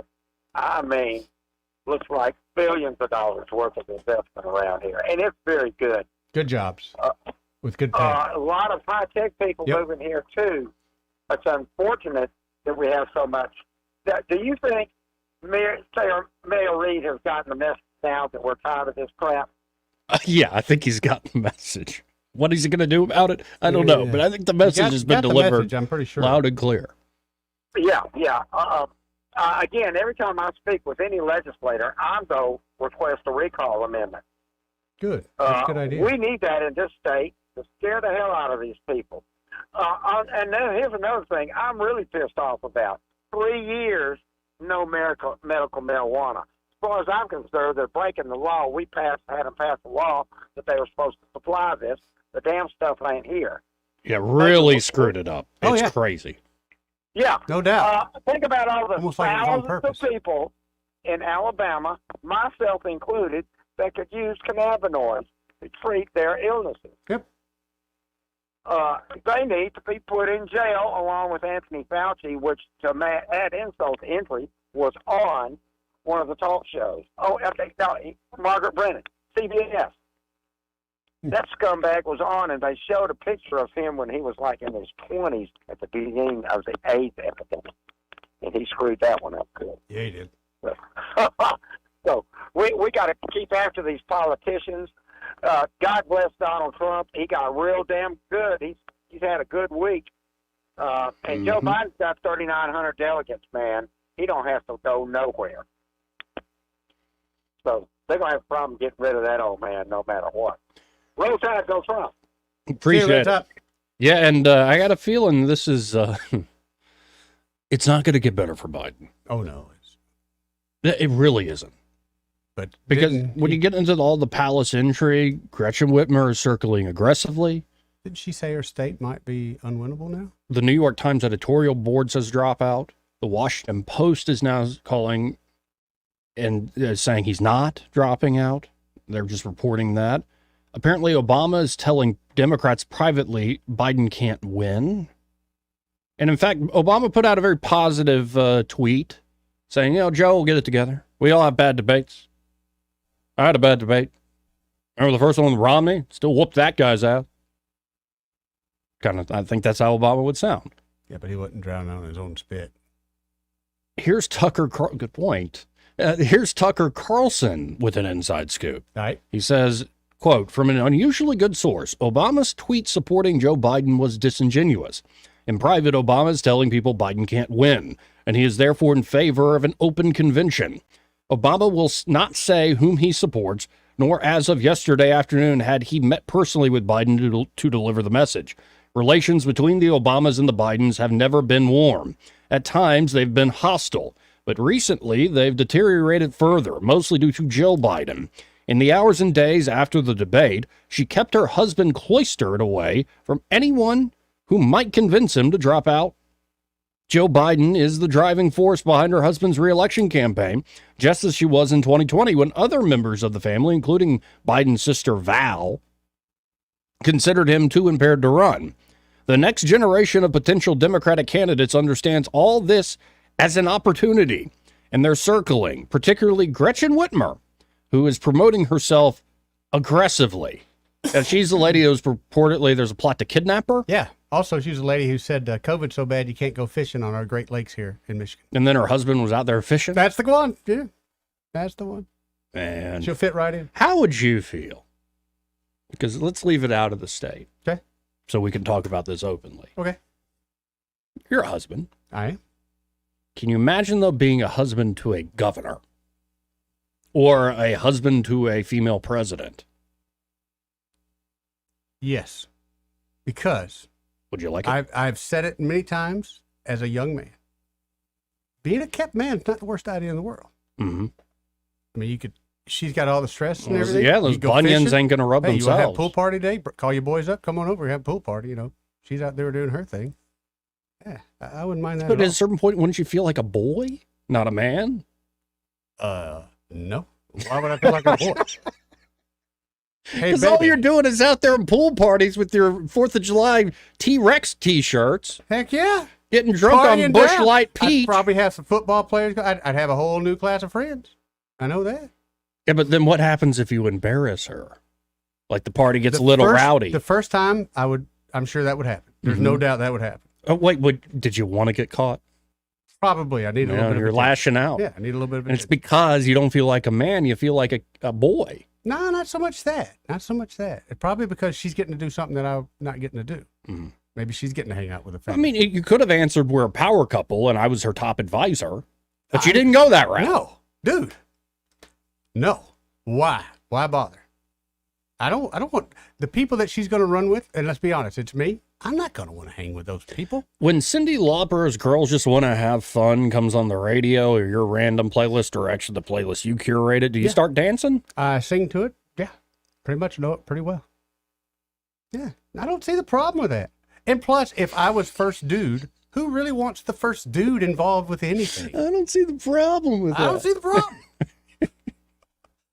Yeah, the first dude's over there lip syncing Borderline. Right. Having karaoke parties. Yeah. I mean, if anything, probably the chick is going to get a little upset. A lot of the first ladies really are buzzkills. You're like, oh god, wouldn't it be fun to have? You just got a first dude who's over there like hosting karaoke parties, throwing out first pitches, hanging at baseball games. You're very popular with the South Korean delegation. No doubt about that. Mm-hmm. No doubt, man. Come on, yeah. I would carry my weight as far as bringing her supporters. No doubt. I would not be like Tommy Boy. That's what you're. It seems like there might be a risk of there that. might be the moment of two of that. Not here. Not here. Was there anything on my face? I think it's ready to hear. He died too young. Yeah, no but doubt. he kind of earned it. I think that was his goal. I hate to say it, but I think it's his goal. No, but it's such a strange thing. Like the amount of press that's out there now. Like get them to drop out. No, don't drop out. That's crazy. Like it is an insane fight going on right now before our eyes. It really is. Now, where do you fall on that? Do you want him to drop out? Yeah. Yes. Why do you want him to drop out? If he drops out, I want him to quit being president today because he's incompetent today, just as incompetent as he'll be tomorrow. Because it's just absurd. But right now, and my I side always can win. I like the drama. My side can win very easily right now. Yeah, I'm not thinking in terms of deep political strategy. It's more like no, we've come this far with old pee pants. Let's ride this to the end. Hey, before we hit this break, you want to hear some deranged tweets? I'd love to. This based on the president. We're going back to the presidential immunity ruling. You looked at my tweets over the weekend. There's a guy named Aaron Rupert. He's always posting dim stuff. All right. Big old lib. Can we say that? I think so. Yeah. I think it's still okay. We can't say libtard anymore, though. Really? Yeah, people get mad at that. Thanks for telling. I appreciate you telling me. Yeah. So Aaron Rupert says, so if Joe Biden declared today that November's election is canceled and ordered the military to keep him in power, would that be a quote-unquote official act? Dash Dobrovsky, which I don't think is a real name. It sounds suspect, Joey. He put out, I strongly encourage Joe Biden to take advantage of his absolute immunity, which he has been lawfully granted by Trump's Supreme Court justices, to do whatever official acts, quote unquote, he needs to do in order to prevent Donald Trump from becoming president. Bradley P. Moss says the Supreme Court just gave Biden unequivocal immunity to order the military to take action against Trump today, right now.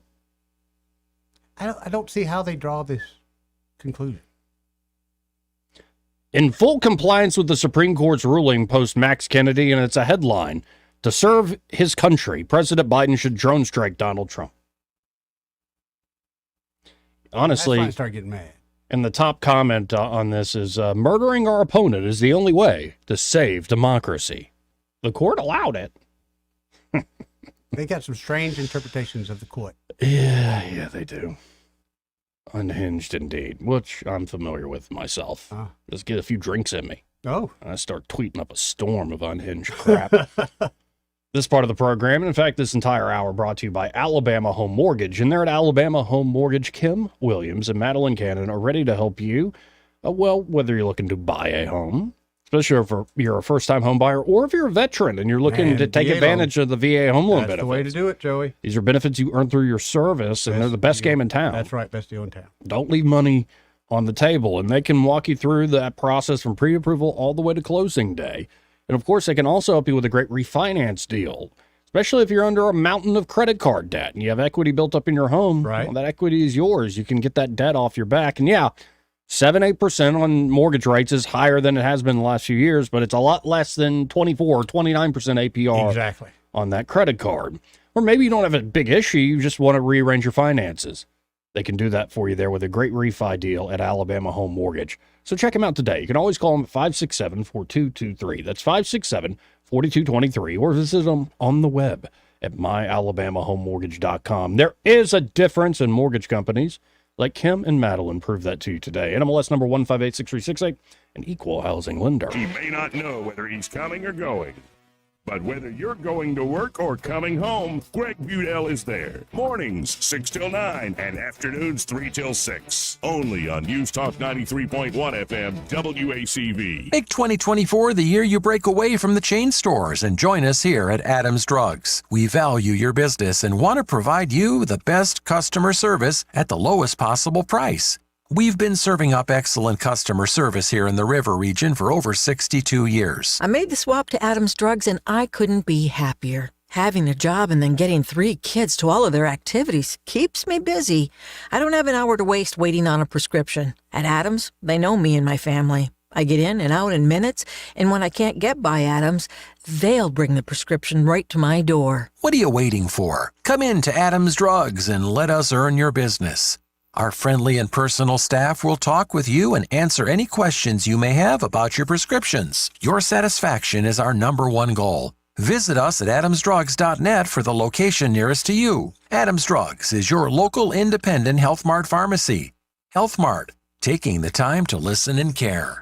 Hi, this is Bo Goodson from the Goodson Group with an update on the real estate market in the River region. Sales of homes for the last 5 months will top 1,900 homes. Even though sales are slightly lower, the average sales price is still climbing. First-home homebuyers comprise over 34% of all sales, with no slowdown in sight for them. We now have more homes on the market in all price ranges, which gives buyers more choices than they've had in over 2 years. Some helpful suggestions for today's homebuyer would be: 1. Work with a local lender for your loan approval. 2. List 3 must-haves for your new home and seek to find properties to match your needs. 3. Work with an experienced and knowledgeable real estate agent to help you with your search, your showings, and receive advice on offers and negotiations. 4. Always use a licensed recommended home inspector when you find the home you choose. For all the details, call Bo Goodson at the Goodson Group at 221-2883 or 551-0225.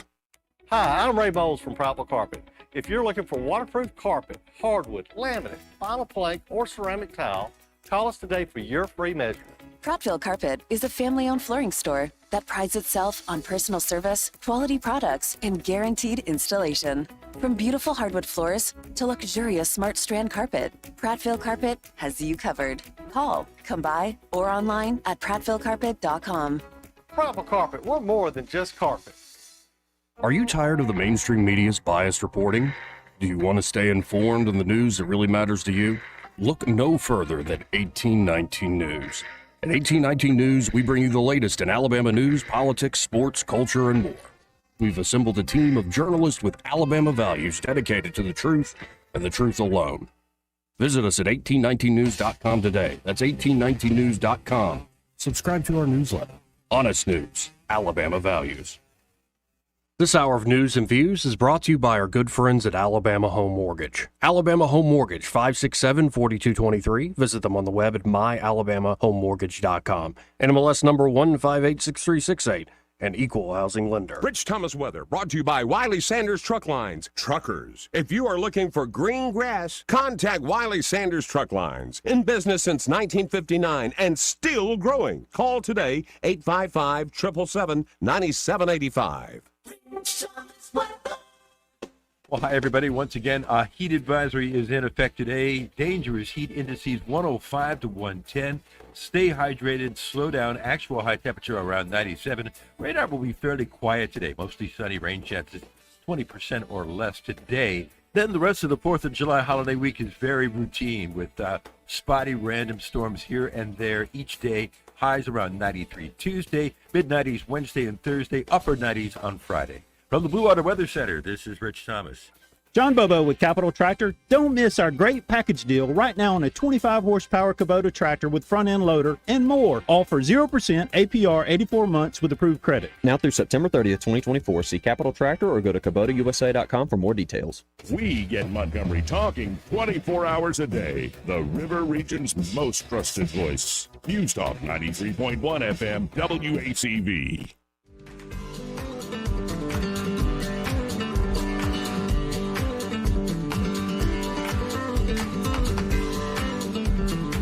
Welcome back. News and views in the afternoon, or as we're calling this thing online, Joey Clark Live. If you're just tuning in live, this is a humble talk radio show out of Montgomery, Alabama. But we talk all sorts of issues, international, national, of course, local as well. And let's go right to the phones at 272-9228. That's 334-272-9228 and talk to Mr. Pink. How you doing today, sir? How you fellas doing? Pretty good. Great. It's hot, man. I'm glad to hear you guys feeling great. Want to say congratulations. I felt Republicans needed a win, man. It's just the morale, man. I'm around nothing but. Now I can go back fishing with you guys, man, because been a little sad lately. Yeah. But yeah, and I told you guys before, hey, if Trump wins, former President Trump wins. Hey, I gotta support my people. So you got me. Gotcha. Actually, the truth is, I'm ready. I think it needs to be one more 4 years, and then we might see a change.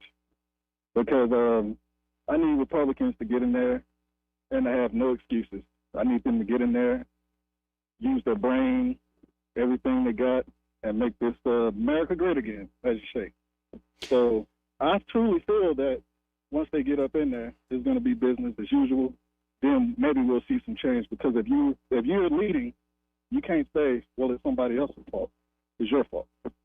Well, I have to say I'm in violent agreement with you. If I had to bet, I don't think this is going to be the world historic election people think it is, no matter who wins, that it'll be business as usual. But, yeah, we'll see how it shapes up.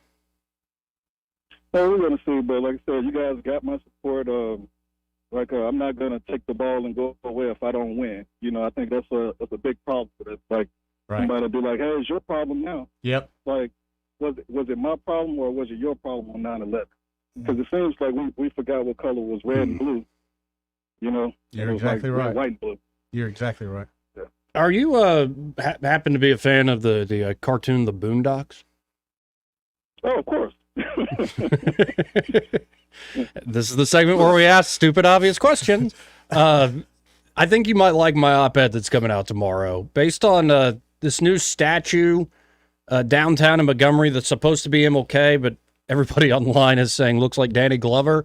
I figure if they ever do a live reenactment, reproduction of that, say, Return of the King, that Danny Glover needs to play MLK. But I go into... You might like this one coming out tomorrow. Okay, I'm gonna check it out. And the one of the Boondocks, Martin Luther King, he didn't die. He was just in a coma. It was one of the episodes. Exactly. Right. And it was like the BET Awards or whatever. And he said, "I've been to the mountaintop, and a lot of you won't make it." And he goes to Canada. I'm going to Canada. Yeah, and that is the truth.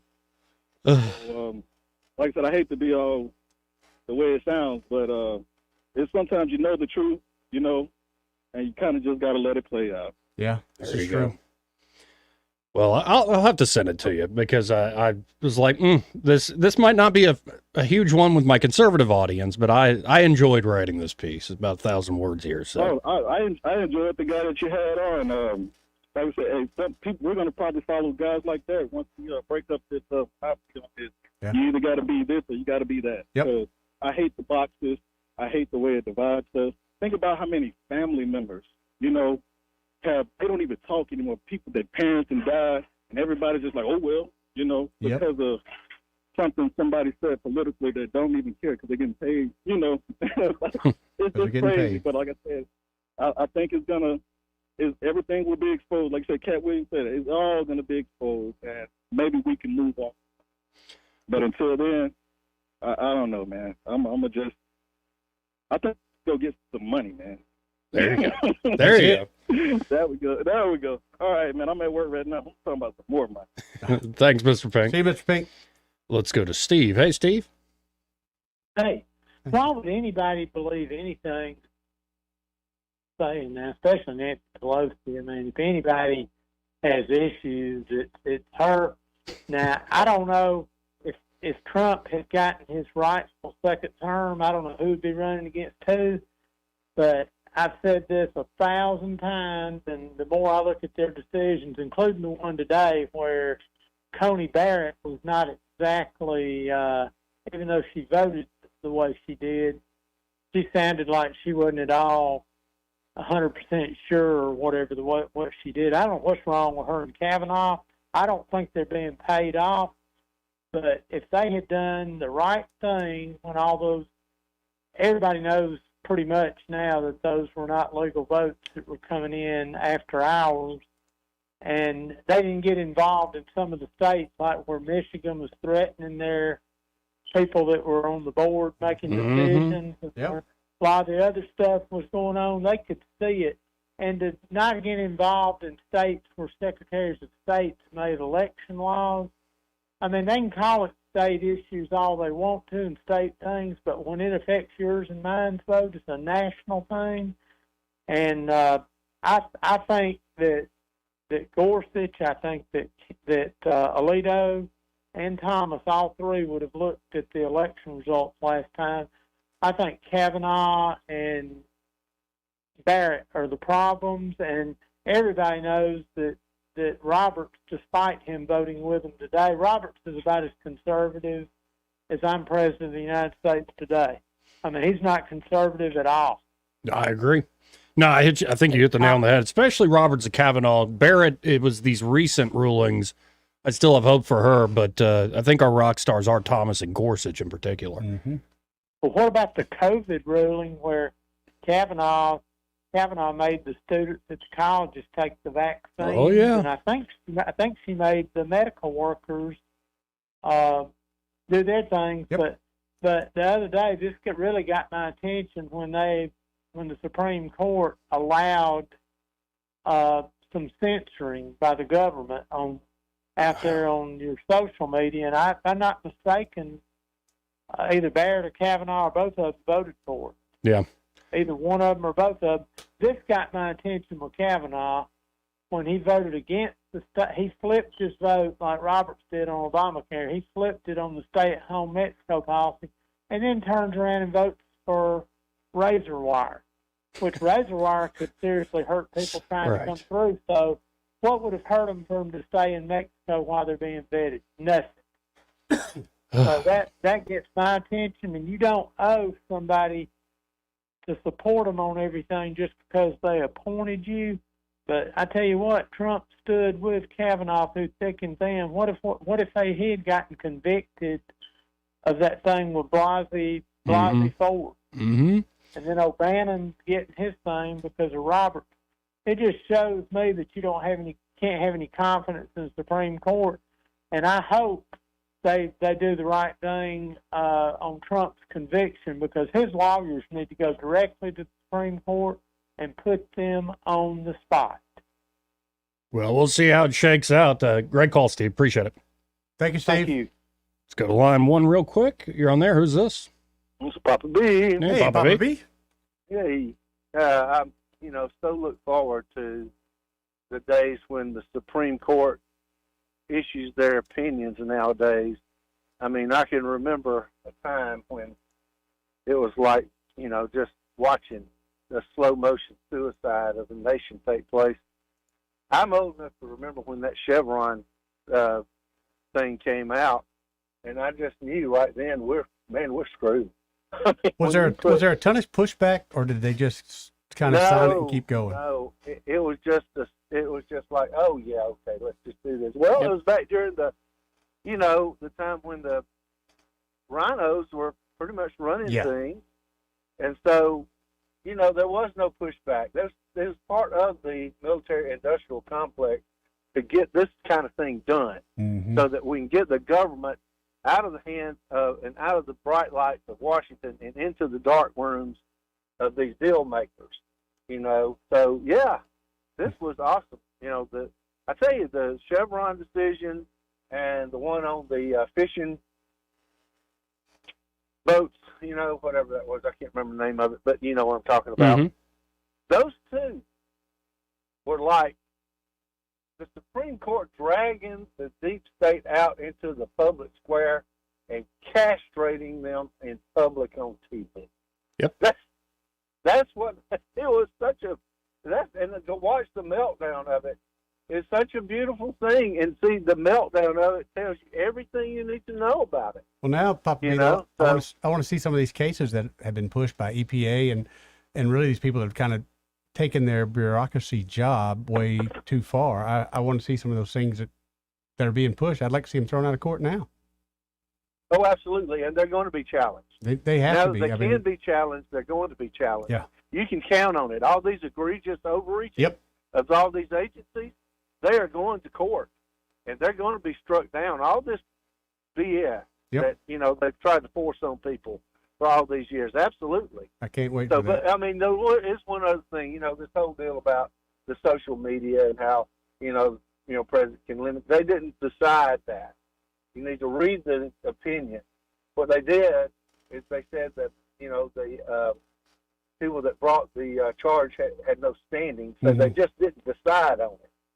It's not that they decided to let the administration have some kind of carte blanche, wave the pen, you can stop social media posts and stuff. That's not what happened there. So, but anyway, I love the Supreme Court ruling. Great job on the immunity thing with the president. What else are you going to do? If you can't have immunity as president, then you're going to get thrown in jail by the next guy. Yep. Every time. So, you got to draw the line of insanity somewhere. Anyway, guys, thanks a lot. Nice talking to you. Enjoying the show as usual. Appreciate it, Papa B. We got to hit a quick break. Hopefully we'll have Michael Cohen of Cohen's Electronics and Appliances on the other side. Want to carry News Talk in your pocket? Download the News Talk 93.1 app from the App Store. Available on iPhone and Android. Never miss a moment. Download now. Sundays are Little Crumbs days at Riverwalk Stadium. Our Little Crumbs can celebrate 20 years of biscuits with the first 500 kids 14 years or younger receiving amazing giveaways, including t-shirts, replica jerseys, gloves, and more. All presented by our friends at Go Fish Alabama. And don't forget to bring your favorite furry friend for Bark in the Park on Sundays, presented by WAKA Action 8 News. For tickets and more information, visit biscuitsbaseball.com or call the box office at 323-BALL.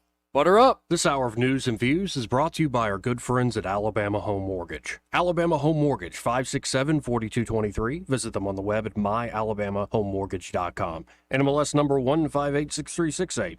An equal housing lender. If it concerns your community, you'll hear about it on News Talk 93.1. News Talk 93.1 FM WACV. Joey Clark. Welcome back to News and Views in the afternoon. Let's go right to the phones and talk to Michael Cohen, Cohen's Electronics and Appliances. Hey, Michael, how you doing? I'm doing great. How are y'all? Ready for the 4th of July holiday already. Yep. Well, I bet you are. I know Eddie is. Yeah. Oh, you should see this shirt he's wearing. I'll send you a picture, Michael, of my very patriotic shirt. I think you'll be very Let's just say there's a T-Rex on it. Well, there is a T-Rex on it. There's lots of America and freedom on here, too. Well, giddy up. Sounds like a good shirt. It's a winner. So y'all getting ready for the 4th of July holidays there at Cohen's? Yes, sir. Yes, sir. Getting those last-minute TVs installed so everybody can have one outside where they're grilling. We've had some grills that have gone out. And then, just the regular stuff that we do, running speakers here or there, or checking out a Control4 system. It's been a good day. It's not a typical Monday where everybody calls in a tizzy trying to get something serviced. So, been good. Well, that's good to hear. And y'all need to remember it's Summer Smart there at Cohen's Electronics and Appliances. When Michael mentions Control4, that's not just like one product. That is a whole possible system and universe of products. Make your home a smart one, right? Well, that's right. I mean, there's so many things that people have that they may already be smart. I mean, if you have a Nest thermostat, the Control4 can have it on their app as well as they have their own app. But then you have certain people have other doorbells that have the video capability. You may have some light switches. Control4 light switches do a great job, but they can also control other people's light switches as well. So you can have lights that come on at certain times of the day, dawn and dusk. You can have things that have motion sensors so that when somebody walks up to your front door, it automatically turns that light on. So there you go. I guess when we were kids, you got to do ring and run, and I guess this would help eliminate the being incognito. Yes, they had no right whose parents' house to come to. Yeah. If everybody knew it was Eddie that pressed the doorbell. Yep. Yeah, that kid. I don't know where he's going in life. He ain't going much, but I'll tell you. Anyway, I appreciate it as always, folks. And if you want to shop from home, it's thinkcohens.com. But I really encourage you to stop by the Boulevard here in Montgomery, 2515 Eastern Boulevard. They're open 9 to 6 Monday through Friday, 9 to 4 on Saturdays. Are there special hours with the 4th and everything? So we're going to be closed on the 4th, so all of our people can celebrate the 4th. And we're going to be open on Friday from 9 to 4. Okay. And Saturday 9 to 4. And then next week we'll be back to 9 to 6 with the exception of Friday, which will be 9 to 4. Okay. Well, I appreciate it as always, Michael. Talk again soon. Y'all have a great day. You too, Michael. Final hour coming up. Broadcasting from the Riverside Chevrolet Master Control Center, this is WACV Cusana, News Talk 93.1 FM. When it's Chevy, it's Riverside. With SRN News, I'm John Scott. Ruling today, the Supreme Court extended the delay in the Washington criminal case against ex-President Donald Trump on charges he plotted to overturn his 2020 election loss. The court ruling former presidents have some immunity from prosecution. The justices have ordered the lower courts to figure out how to apply the decision to the Republican ex-president's case. House Republicans filing a lawsuit against Attorney General Merrick Garland for the audio recording of President Biden's interview with a special counsel in his classified documents case. A house fire in Nacita, Wisconsin has killed 6 family members. Authorities have not released the names. The Juneau County Sheriff's Office said The fire appears to be accidental, but the investigation is ongoing. This is SRN News. Government debt is now exploding by an unprecedented $1 trillion every 90 days. Think of that. It's a clear sign that our nation's finances are spinning out of control, and it's putting the savings of every one of you at risk. Hello, I'm Lance Wallnow, a news analyst and best-selling author and an evangelical leader. I'm deeply concerned about the impact this runaway debt is going to have on Christians like you who have worked hard to build your own nest egg for your family. To protect your financial future in these uncertain times, you need to diversify with something tangible and proven, like physical gold. That's why I recommend a gold IRA. To learn more, text FAITH to the number 989898, and my friends at Birch Gold Group will rush you a free info kit on how to move your IRA or 401k to physical precious metals, tax and penalty-free. So don't wait. Just text the word FAITH to 989898 to get your free info kit on gold IRAs. Birch Gold Group is the only company I trust. There's no obligation. So text FAITH to 989898, and I pray this information helps you achieve prosperity and peace of mind. The Rich Thomas Weather Network, brought to you by Montgomery Paint and Body. From a little fender bender to total body repair, MPB will fix it good as new, maybe better. For over 35 years, the Turner family has been getting you back on the road. Call 279-7325. Hi, everybody. Once again, a heat advisory is in effect today. Dangerous heat indices 105 to 110. Stay hydrated, slow down. Actual high temperature around 97. Radar will be fairly quiet today. Mostly sunny, rain chances 20% or less today. Then the rest of the 4th of July holiday week is very routine with spotty random storms here and there each day. Highs around 93 Tuesday, mid-90s Wednesday and Thursday, upper 90s on Friday. From the Blue Water Weather Center, this is Rich Thomas. Do you have big plans this summer? Dive into summer with an ASE Credit Union vacation loan. Whether you've got a trip coming up, projects at home, or just need a little extra cash, we've got you covered. So don't put your plans on hold. Visit yourasecu.com or stop by and see us today. 1819 News. Alabama Attorney General Steve Marshall is joining 25 other states in bringing legal action against the Biden administration regarding an energy mandate. The legal action is being spearheaded by the states of Kentucky and West Virginia in an effort to block the National Highway Traffic Safety Administration and its new fuel efficiency standards. The mandate requires more fuel economy from manufacturers when it comes to cars and light trucks, and is supposed to be done in less than a decade. The new fuel efficiency standards on gas-powered engines come in tandem with a push for the production of electric vehicles. AG Marshall says that Joe Biden is presenting this mandate as providing more choice for Americans and promoting energy independence when it actually accomplishes the exact opposite. Marshall says this is Biden's continuation of a war against American energy. I'll be back with more Alabama stories after this. Covenant Rescue Group seeks to directly support organizations and agencies that are fighting the global battle against human trafficking. They do this through funding, procuring, and advocating. You can go to covenantrescue.org for further details. They need your donations, guys. Hop on and donate. An Alabama woman has been convicted of fraud in the state of Tennessee. Tina Lowe of Loxley was part of a criminal investigation that was conducted by the Tennessee Inspector General. Lowe was convicted of fraud within the 10-Care program and was sentenced to 2 years supervised probation. Lowe must also pay over $18,000 in restitution.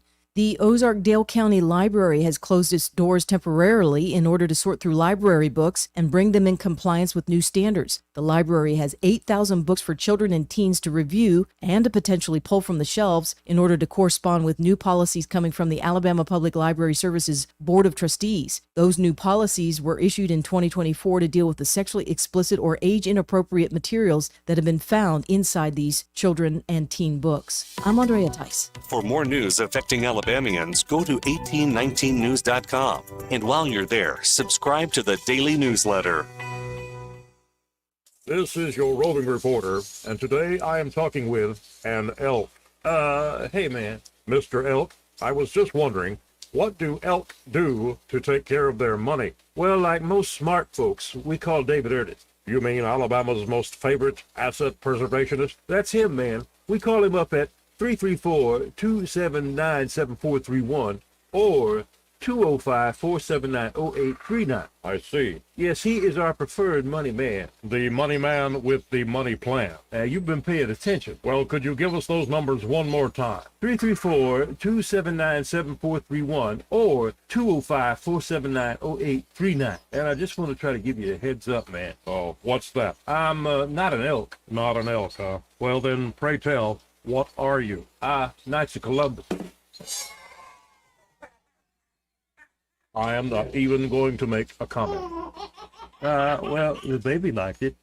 Hey guys, do you want male performance in the bedroom and do you want it now? Get it in 47 seconds or less. For the first time, you can have instant male enhancement. Introducing Nox 47, the topical male enhancement that works in 47 seconds or less. Satisfaction guaranteed. Finally, after years of scientific research, our proprietary formula will allow you to perform in the bedroom like never before. Just imagine that little blue pill on steroids. No reason to settle and wait when you can get instant performance now. Forget about pills and potions that make you wait hours or up to 30 days to work. That's yesterday's news. Nox 47 is brand new. The hottest thing for men. And you don't need a prescription. Call now and get your free supply for a limited time. To find out how to get Nox 47 for free, call now. 800-617-1621. That's 800-617-1621. Free bottles for limited time. Call 800-617-1621. That's 800-617-1621. The views and opinions of the following program are solely those of the host and other contributors. These do not necessarily represent those of Liberty Acquisitions 825, Blue Water Broadcasting, its management, staff, or any advertisers.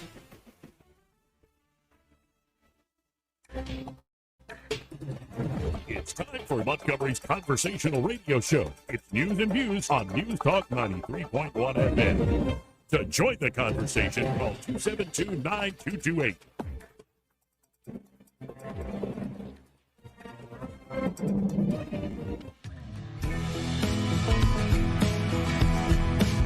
After damning politicians uphill and down dale for many years as rogues, vagabonds, frauds, and scoundrels, I sometimes suspected, like everyone else, I often expect too much of them. Joey Clark.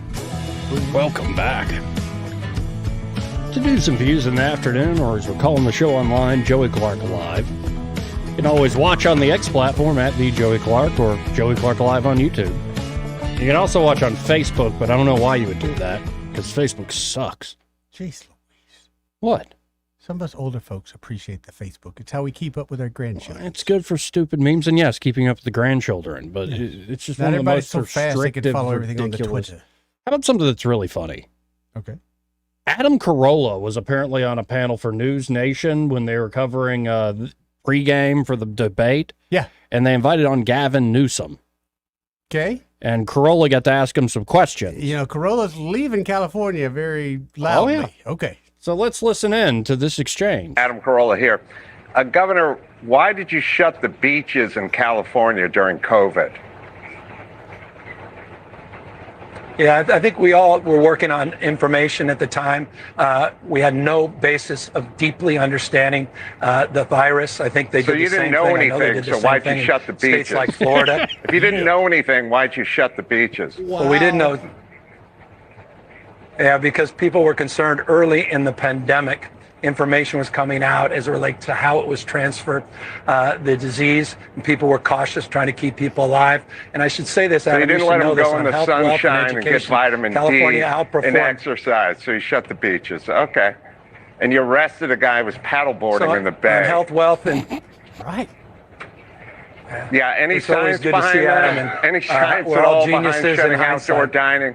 Why'd you We're all shut down outdoor dining? Go ahead, Science? It's good to see on this Adam. based on So, science look, you didn't at the end have? of the day, the debate tonight. It's not a debate. You shut I'm down looking outdoor forward to the dining. debate You canceled comparing businesses. contrast Had nothing tonight. to do with science.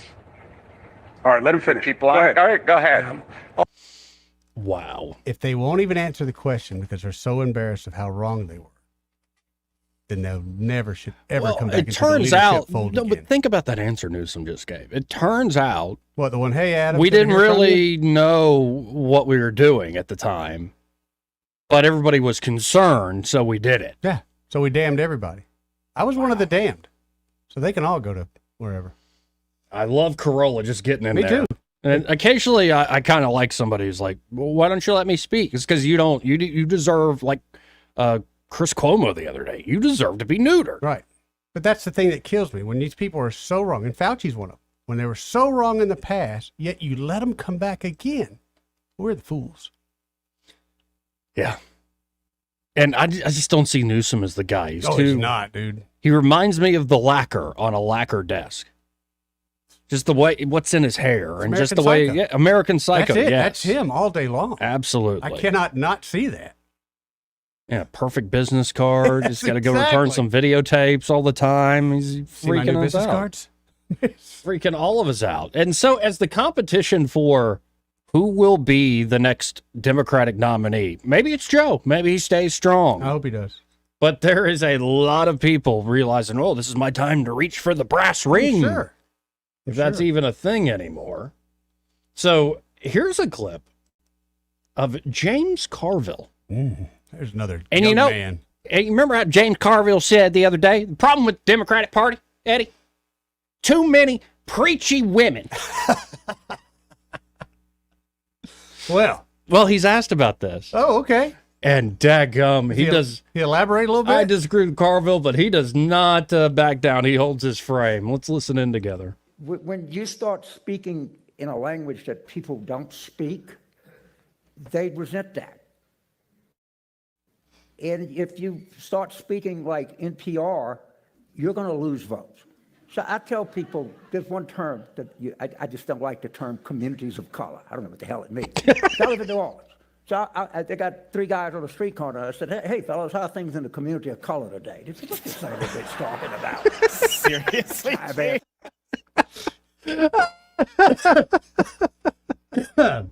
And he's being interviewed by Jonathan Capehart, like the whitest black guy around. Let's keep listening. bastard out of here. All right? Talk to address people like they address each other. And we started on this coded language, and we let it get away from us. Mm-hmm. And people, it hurt us.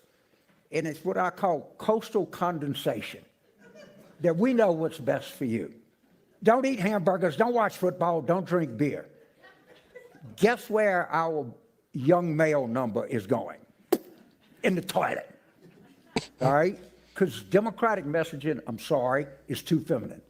It just is. Okay, James. Let me step in here. But we're gonna keep going because I want to quote something you said. Tell me that he's wrong, and I'll probably tell you that you're wrong. Well, no, it does keep going here. Oh, boy. So I think he's going to quote the preachy women thing. Oh. And let's see how Carville reacts. You told Donnie Deutsch earlier, actually a few weeks ago, on his podcast. I'm going to try to leave out. Well, hold on. I know not everybody's watching, but I'm just looking at the setup here and like the pastel colors, and they're at the Aspen Ideas Festival. The Aspen Ideas Festival. And Jonathan Kate, well, let me just get in here real quick. And Carville's trying to give a lesson on how to, talk how normal folks talk. Right. At the Aspen Ideas Festival. There's something even creepy about it, manipulative about it. Hey, James, how about you just speak how you speak? How about everybody just speak how they speak? Ooh. You shouldn't have to even tell your own party that your coded language is weird. But let's get into the feminine part of things. Here's what you said. Unless you want me to say the words. I mean, okay. Ooh, so Donnie said, like a man. Donnie was asking you about, the shrinking male support for Democrats. And you said, and I quote, I think Democratic culture has too many preachy females. It's too much, don't eat hamburgers, don't watch football, wear a condom. Like, man, shit, leave me the fuck alone, okay? Okay, I gotta bleep all that. Like, I got a goddamn life to lead. Okay, yeah. And then he said, it's Carville cursing. Carville being Carville, is it not? I thought at the Aspen Ideas Festival they weren't a bunch of potty mouths. James. Apparently they are, Joey. Gum. Oh, well. I guess we can't play the rest of that clip, Eddie. Well. Or we got to stall You for want a to summarize delay what he says? Yeah, the whole point is too many preachy women. again, preachy women's fine when it's my mom, right? And because everybody has to take that's your mother, all right? Sure. Or your wife. Or your wife, again, or your wife. Or your sister. But when there's other women that you have, Or your boss. or you don't even know that's coming in telling you how you live your life and what you're doing wrong, I'm all about too many preachy women then. Get the squirt gun out. Create some distance. Squirt gun? You're going to treat them like cats? Create some distance. The way you're going to create distance is a squirt gun. Nobody likes getting sprayed in the face with water, cold water. That's true. And it's very nonviolent. And it's kind of funny. Yeah, I'm not trying to give advice to the Democratic Party necessarily, but maybe toughen up. Yeah, just maybe a little bit here. Let's see if they stopped cursing yet. And by the way, it wasn't Democrats saying don't watch football. That was Republicans. But that's a digression. NFL. Talk to me and other people for whom what you said there is uncomfortable, maybe to some unconscionable. Unconscionable. Wow. If you think about Democratic messaging, listen to NPR. Read what comes out of there, all right?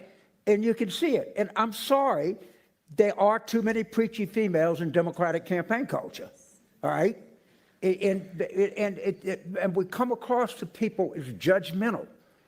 And that's not good at all. You can come across as understanding.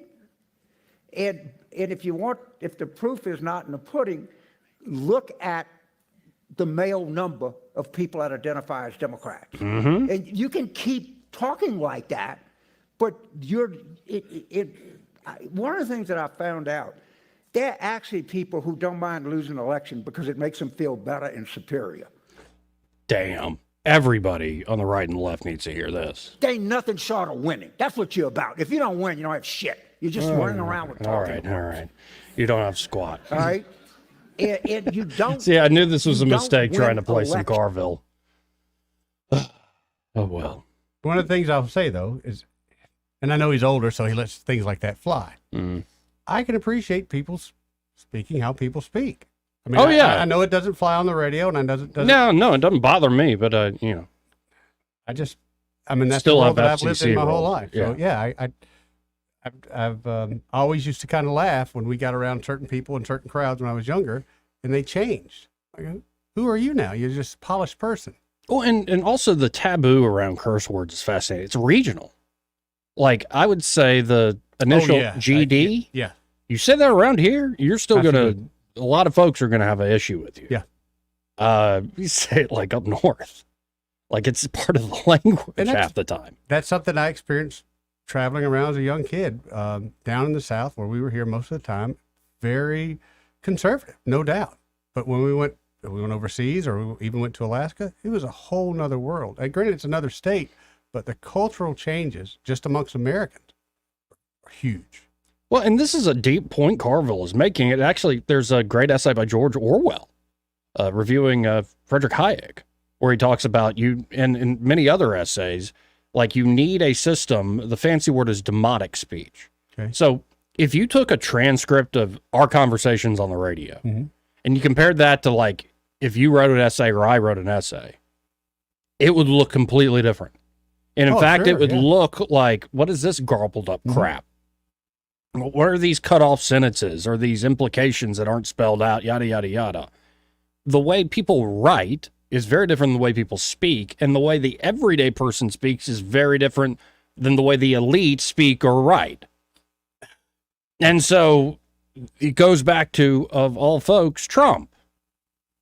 That you're like, oh, he can't give a speech. It's just blather. It's the steel line from Mencken on, I think it was on Coolidge or Harding, that the man, it's like dogs baying at the moon when he gives a speech, like a series of wet sponges. But you can argue, oh, no, Trump's like all over the place. It's like, no, Trump talks like everyday people. Yeah, talks like normal people. I mean, not everybody's got the Queens thing going on. You're right. But he does, that's how a billionaire who has been, gaudy with his wealth for his whole time can speak to everyday people. Exactly right. He is a billionaire. We have probably far less things in common than we actually do have in common. But just hearing him talk makes me feel like he's the same person as me. And I know he's not. There's no doubt. But just hearing how he talks and carries himself, oh, there are normal people out there that got a lot of money. Right. As opposed to some of the other ones that I know talk that way, but they do behind closed doors. They're very pretend. Oh, yeah. And I can't you put on stand appearances. that. Yeah. And, I mean, to a degree, everybody does it. Like, obviously, we don't talk the exact same way on air as we do off air. Pretty darn close. We're pretty close. We need to actually probably tighten that up a little bit. Pretty darn close. You know, what the H is going on in this country? 2729228. I think Carvel's spot on, though. I do, too. And I also think the internet is changing the taboos around dirty words. And I think that was a big thing, too. I was saying about cultural differences. Well, you're so many miles apart. But the internet suddenly brings a lot of people a lot closer. Yeah. But there is also, we're finding out more and more, is people are genuinely liberated. Like, name something, like, in terms of law, a woman can't do that a man can. In terms of law? I don't think it exists anymore. Not that I can think of, but I'm not a woman. There might be special cases where it's not a matter of, like, equal rights. It's like, it's particularly involves your sex. But I can't think of anything. Off the top of my head, I can't. Just can't. Yeah, and some people will clearly bring up things like the abortion laws in Alabama and all that. But I mean, generally speaking, on not special cases, like the actual, like everyday life, starting a business, banking, speaking, positions of power and authority, whether in corporate America or the university system or the government. You're right as far as law goes, but I will say this because I have a lot of females in my life. They will tell me on the regular, I need you to call this person and tell them that. It's like, why don't you tell them? Yeah, and they need to hear it from a guy. Well, and it also goes the other way. Sometimes you would rather have a woman just the other way because talk to somebody than you. I need you to tell this person that. Why? Well, and here's the deal. What we're finding out, as the more men and women do have equality before the law, our differences are heightened. Well, our natural differences. Like we have, on average, men and women have different temperaments. No doubt. Like the biggest one, I think, is the difference between men have more of an interest in things, women have more of an interest in people. Are there men who have more of an interest in people? Yes. Certainly. Are there certain women that have an interest more in things? Sure. Yes. But on average, that's a huge difference between men and women. And that manifests itself in terms of career choice. It manifests itself especially in terms of the moral universe you live in to make your political decisions. And again, as everybody's becoming freer, at least to make those sorts of decisions, we're seeing a very pronounced difference, which is ironic. Like, oh, we're making everybody equal, and we make them more different. And it makes sense. If you it's a whole nurture versus nature argument. Right. And if you control the nurture side of the equation to make it more equalized, nature's going to be the main thing that drives the difference. And yeah, we have a nature. We do. Like it or not, we do. And I think Carvel is kind of culturally saying, he's pointing at that. Saying, men don't like being talked down to. Heck, a lot of women don't either. No, they don't, Joey. So we'll see Even where when it they goes. don't know what they're talking about. See where it goes. But let's go to line All right. one. You're on there. Who's this? Hey, fellas. Hey, Randall, how you doing, brother? A lot better, man. Good to That's hear your funny. voice, I called in on when y'all talking about how folks talk. Master communicator, Randall. But man, my ex, Lord, as soon as she answered that phone, it was she might well have been across from the pond. You know what I mean? Like, and she knows it, but it's a habit she could never break. Yeah. Like, I mean, she was a different person on the phone than what he was in front of you. And I guess it's just, you know what I mean, what she grew up doing, how she done it. Yeah. I say grew up, hell, we met each other when we was early 20s, or she wasn't even but 20. But yeah, she did the same thing. And like you saying about Trump, is that he is talk, you know what I mean, the everyday language, and it's fun to hear him talk, man. To me, I mean, I like well, he'll crack you up. I didn't get to hear this last stuff, but this him talking, this you doing his impressions, it gets me, it tickles me. I don't know if it's the accent or it's the way, like you say, is everything's so big and everything's so great. Well, and he's over, like, he's in full character. Oh, yeah. It is fully him, his own voice. You remember when he was doing the impromptu press conference outside the White House, and he goes, I am the chosen one. It's like, that's just a funny thing to say. And him with that, and he got an extra thing too because he bleeds and breathing through his nose to show dominance. And, yeah. And he does that constantly, especially when he was at Russia meeting with Putin. Man, if you break down how many times he breathed through his nose when he was in front of that man, you see I'm not saying he does it. I don't want to say he does it on purpose, but in different sittings, he does it more. Then if he's good to do a deal, you can bet he's gonna be breathing through that nose and trying to intimidate people. He don't want to be labeled a mouth breather. Well, what he does though, what do you call that? I mean, I don't even know. I guess he takes the room by storm. I mean, that's what he does. When he's in the room, he wants everybody to know he is the presence in the room. Much like Tuberville. Tuberville does the same thing. Yeah. Well, man, it was good hearing y'all. And good hearing you, Randall. Kind of funny. I called in at just at a time. Love it. Well, great to hear your voice, man. All right, brother. Take care, Randall.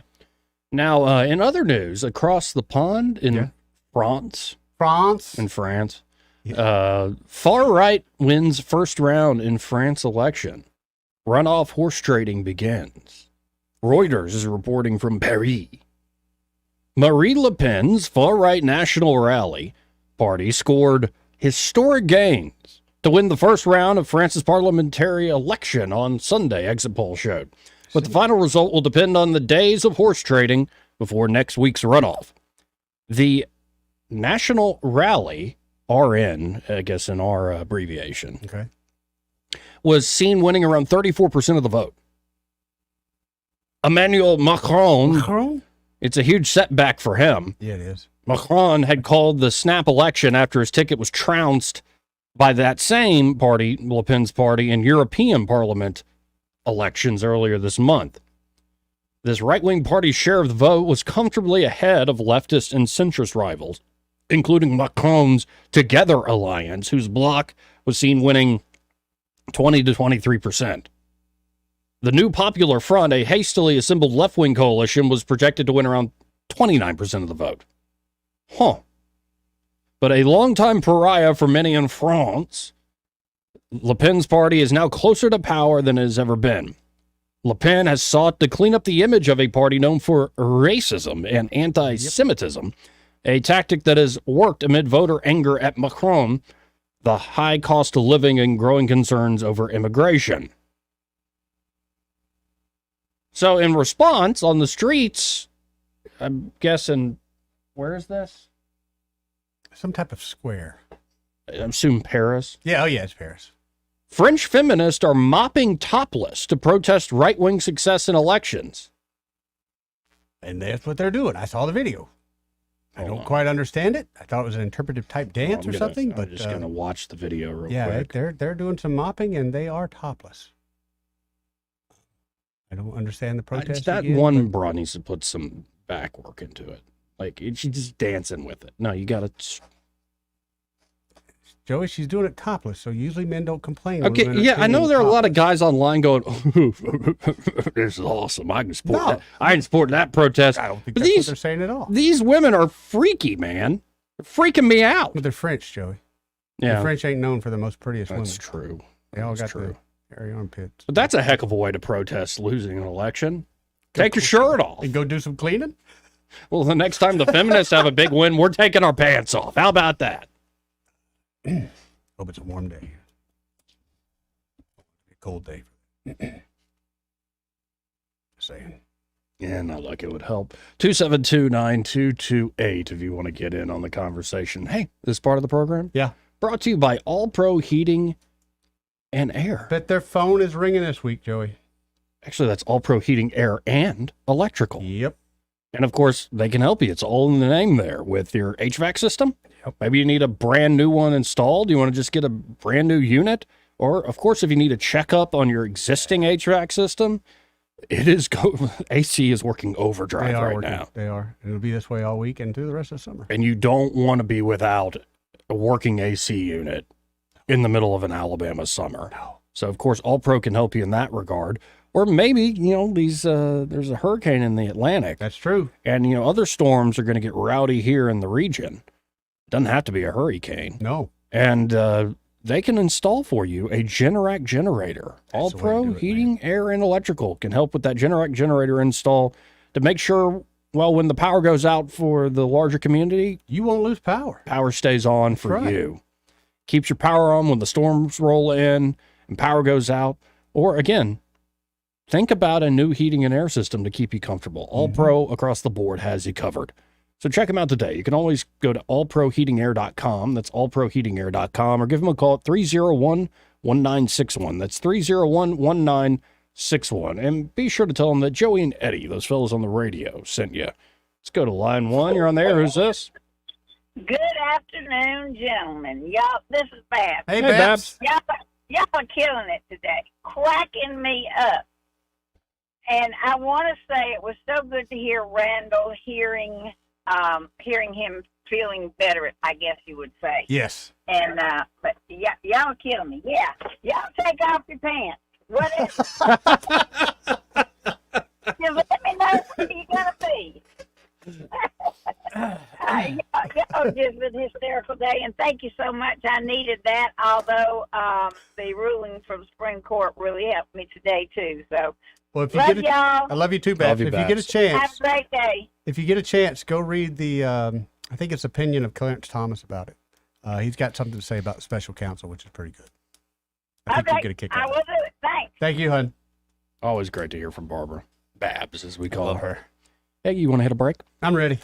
We'll be right back, folks. He may not know whether he's coming or going, but whether you're going to work or coming home, Greg Budell is there. Mornings, 6 till 9, and afternoons, 3 till 6. Only on News Talk 93.1 FM, WACV. Good morning. Do you have time for lunch today? My treat. Absolutely. But what's the occasion?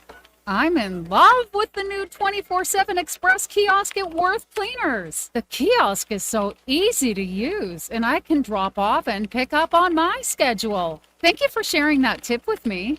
You're welcome. I'm happy to have my lunch buddy back. Have you tried the new Worth Cleaners 24/7 Express kiosk? This is the first service of its kind in Montgomery. Customers love the convenience of dropping off and picking up dry cleaning and laundry on their schedule, day or night, 365 days a year. Even if you've never used Worth Cleaners before, you can go to their location at 7825 Vaughn Road today and use their 24/7 Express kiosk. Instructions along with several descriptive photos are posted on the wall next to the kiosk to aid customers who are first-time users. Give it a try. Visit our Vaughn Road location or find Worth Cleaners on Facebook for more information. Your family's clothing is worth it. For too long, Alabama's statewide news companies have shamed us for our conservative Christian values. Alabama deserves a news company that cherishes our culture, a company that isn't bought and paid for by the powers that be. 1819 News is that company. Run by Alabamians for Alabamians, 1819 News celebrates what is good and beautiful about our state, while exposing those who work against our values in secret. Just go to 1819news.com to learn more. Subscribe to our newsletter. That's 1819news.com. Hi, this is Carl Schmidt, naturopath and owner of the Herb Shop. Listen every Saturday to Winning Wellness and learn from experts in different fields of science and technology how nutritional supplements can help you. Listen to Winning Wellness every Saturday at 10 a.m. Did you know that 1 in every 3 people are expected to be diagnosed with cancer in their lifetime? 1 in 3. That is an astonishing statistic that impacts almost everyone. The Cancer Wellness Foundation of Alabama serves cancer patients in the River region and gives help and hope to those who need assistance on the road to recovery. This is where we come in. Blue Water Broadcasting and Shashi's Bakery and Fine Foods asks you to join in our Operation Help and Hope. We are collecting items to go in chemo comfort care bags that are offered to all new cancer patients. Items we're collecting include new in-packaging fuzzy socks, Boost nutritional drinks, blankets, digital thermometers, hard candy, pill boxes, travel-size tissues, small hand sanitizers, lip balm, puzzle books, and pens. Bring your donation to Shashi's Bakery and Fine Foods on Mulberry Street in Montgomery. Shashi's Bakery and Fine Foods, serving all of your favorites for 32 years and counting. Donate what you can. Operation Help and Hope from Blue Water Broadcasting and Shashi's Bakery and Fine Foods. To find out how you can help, go to newstalk931.com. This is James Jones with Jones Drugs. We've got locations in Prattville, Millbrook, Greenville, and Montgomery, and soon to be Phoenix City. My dad told me once if I wanted the whole world to know anything, to tell my aunt. Well, I don't have my aunt here, but I've got the next best thing. Blue Water Broadcasting. They have helped us grow the Jones Drug family in this area for over 10 years. Thank you, Blue Water. Radio reaches over 90% of everyone in the river region. Shouldn't your ads be out there where your customers are? Call us to find out more. Blue Water Broadcasting. Local folks helping local business. The Rich Thomas Weather Network is brought to you by Earnest Financial. If you're tired of losing your money in the stock market, call David Earnest, 334-279-7431. Earnest Financial, LLC. Hi, everybody. Big week for vacations and people traveling. More heat and humidity and random storms. In fact, the chance of some widely scattered storms continue well into the evening hours tonight before dying out. But we'll do it again tomorrow, Wednesday and Thursday, with more hit-or-miss storms. Most numerous in the afternoon and evening hours. High tomorrow, 93. Will be in the mid-90s on Wednesday and the 4th of July, Thursday. Triple-digit heat indices each day. From the Blue Water Weather Center, this is Rich Thomas. For the lowest prices around on flooring and DIY flooring installation supplies, Budget Floors and More is your new best friend. Luxury vinyl plank, carpet, ceramic tile, floor installation supplies, and more with prices lower than the big box stores. Budget Floors and More, Hunter Lane across from Del Rey Publix. News and talk without the static. The River Region's most trusted voice. News Talk 93.1 FM WACV. This is how you conduct yourself in a democracy? Joey Clark. Welcome back. I'm Joey. This is Eddie. Again, if you're just tuning in online, this is just a humble talk radio show out of Montgomery, Alabama. But we are growing online. I like that. Slowly but surely. Yes, we do. I mean, not enough to make a living. But, you know, we're having fun with it. Having a lot of fun with it. Now, let's go, because I am getting tired of talking. And I checked this one for language. Okay. Well, it's our trusted buddy, Peter St. Onge. Oh, dude. You know how I asked Chase Oliver about Javier Milei? Mm-hmm. Well, here's Peter St. Onge talking about Good. the latest victories for Milei. All right. I want to keep track of this, folks, because I think to see the socialist hellhole that was South America, Latin America for so long, you're now starting to see pushback after it was so bad for so long. So let's listen into Peter. Argentina's Javier Milei just won a major legislative victory with the opposition-controlled Senate bending the knee to the chainsaw-wielding libertarian populist on several major reform bills. This opposition standown came as Milei's victory over inflation is sustaining his popularity, cowing the opposition who still overwhelmingly controls Argentina's Congress. And what a victory it has been over inflation. When Milei took office in December, Argentina's massive budget deficit was driving monthly inflation of roughly 25%. That comes out to 1,355% annual inflation. Argentina was out of reserves. There was essentially nothing backing the peso. 7 months later, Milei turned in a miracle, flipping the budget deficit to surplus and cutting monthly inflation to just 4.2%. That comes to a 95% reduction in annualized inflation. The left, of course, went nuts, rioting and hurling Molotov cocktails, even as the Senate voted. But Milei is popular enough that the opposition ignored their own Molotov-hurling voters and backed down. All right. Now, the opposition did strip out a lot, 400 clauses in all, but what passed still gives Milei extraordinary temporary powers over energy, economic, and financial matters, the big three. He'll need it because even with the deficit and inflation tamed, Milei has two huge challenges ahead: poverty and the central bank. For poverty, the problem is that it rose among Argentinians temporarily with the cuts in the government spending, so between laid-off bureaucrats, defunded NGOs, and construction workers no longer paid by taxpayers to build roads to nowhere. To fix it, the key will be freeing up red tape and taxes for small businesses, so vendors, pop-up restaurants, personal and business services. Small businesses create jobs much faster and much cheaper than big business does, so they're really the focus of a poor country like Argentina or, say, Detroit. Of course, most countries don't help small business since street vendors do not donate. Governments prefer to help the big guys who write the big checks, usually at the expense of the little guy. Milei has a chance to break that logjam. The second major item on Milei's agenda is the central bank. So during the campaign, Milei promised to, quote, blow up the central bank and scrap the peso. He seems to be aiming for a dual legal tender model where Argentinians can use pesos and dollars side by side. That's baby steps compared to what El Salvador did, scrapping the national currency altogether and flipping to dollars and famously Bitcoin. But Milei needs to go easy because he is still in deep negotiations with the IMF over Argentina's external debt. Plus, he doesn't need the disruption right now that a wholesale currency restructuring might cause. So what's next? Brought to you by Unchained.com. Javier Milei, together with Nayib Bukele in El Salvador, are creating a new brand of market-friendly populism that essentially adopts the policy menu of Asian countries like Taiwan, meaning free markets for entrepreneurs and mom and pops without falling into the corrupt big business corporatism that captured Latin America for a century, and that is unfortunately now being copied by America and Europe. That means a lot is riding on Milei, not just the Argentinian people, not just Latin America and other poor countries, but potentially even rich countries like America and Europe who have forgotten how we got rich in the first place. A new episode of the Peter St. Onge podcast just went up. Check it out wherever you get your podcasts. Okay, we'll be watching. See you next time. Again, that's Peter St. Onge, folks. Had somebody calling after the show on Friday going, who's that guy? Shirt was just a little bit busy. Yeah. That's an ironical comment from the man in the American T-Rex shirt. Read them, baby. You got another one for tomorrow? Yeah. And another one for Wednesday? Yeah, Wednesday is where I'll wear the suit. I'm going to wear it Wednesday and July 4th. Oh my, you going to bring a headband in? Of course. I mean, that kind of puts the cherry on top. You know. Yeah, we'll see if Craig wants to come in early. I hope so, man. I think Byron will be, of course, stopping by this week. So we should have some fun in that I think regard. we're going to have a good time this week.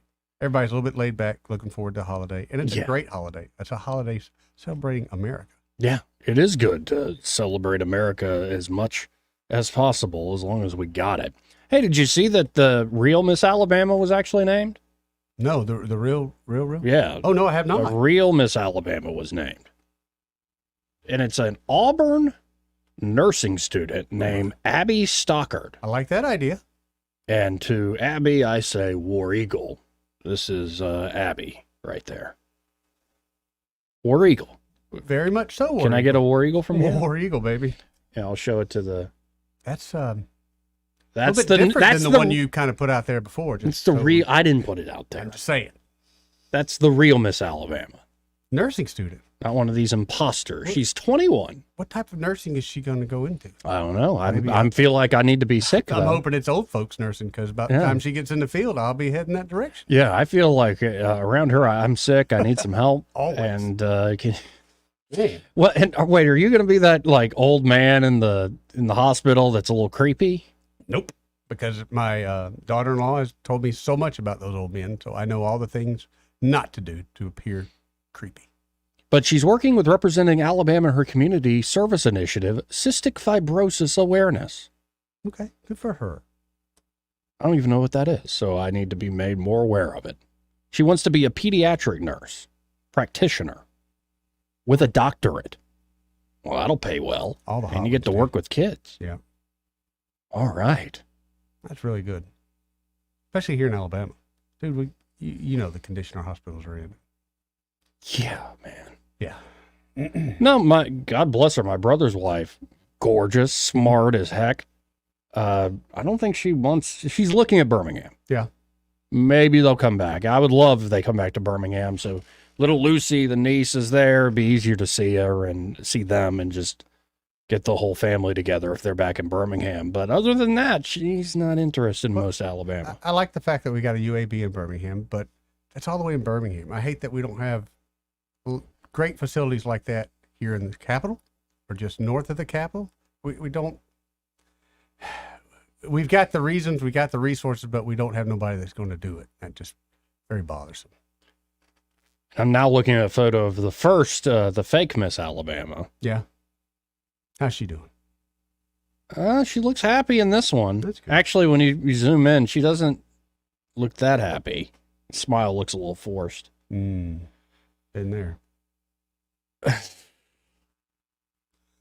just this photo is captioned with hashtag Sister Queen Saturday. Eddie, would you like to see a photo that is captioned Sister Queen Saturday? Yeah. Ay. Oh, hi. Good Lord. Makes me feel uncomfortable. I don't even know what Sister Queen means. A lot of It takes all types in this world. take a little less too. Let's hit a break. Want to carry News Talk in your pocket? Download the News Talk 93.1 app from the App Store. Available on iPhone and Android. Never miss a moment. Download now. Hi there, I'm Kim Williams with Alabama Home Mortgage. For years, I've been asking you to call me at Alabama Home Mortgage because there is a difference in mortgage companies. When you call Alabama Home Mortgage, from the moment we pick up the phone, you will hear the difference. We are passionate about what we do. To us, you're not just another applicant. When you call on us, you are trusting that we have your best interest at heart, and we do. We treat our customers like family, and that's why our customers turn into family, coming back to us time and time again. We know you have many options when it comes to mortgage financing, and we appreciate the opportunity to earn your business. We are excited to hear from you. Give Alabama Home Mortgage a call at 567-4223. That's 567-4223. Or visit us online at myalabamahomemortgage.com to complete an application on your time. Our passion is just one difference that sets us apart from the rest. It's not just a slogan. Call Alabama Home Mortgage because, folks, there is a difference in mortgage companies. NMLS 1586 368, Equal Housing Lender. What's your biggest investment? More than likely, it's your home. So treat it that way when you hire a painting contractor. With PBS Painting, there are no gimmicks, no $99 specials. Just quality painting and someone who treats your home with the same respect that you do. At PBS Painting, we have been painting for years and look forward to many more years to come. With PBS Painting, the job gets prepped properly, whether it's cleaning, scraping, or priming. We always use quality products, which is a must for a quality paint job. So if you're looking for a painter that doesn't need upfront money and is on the job at all times, then please give me a call.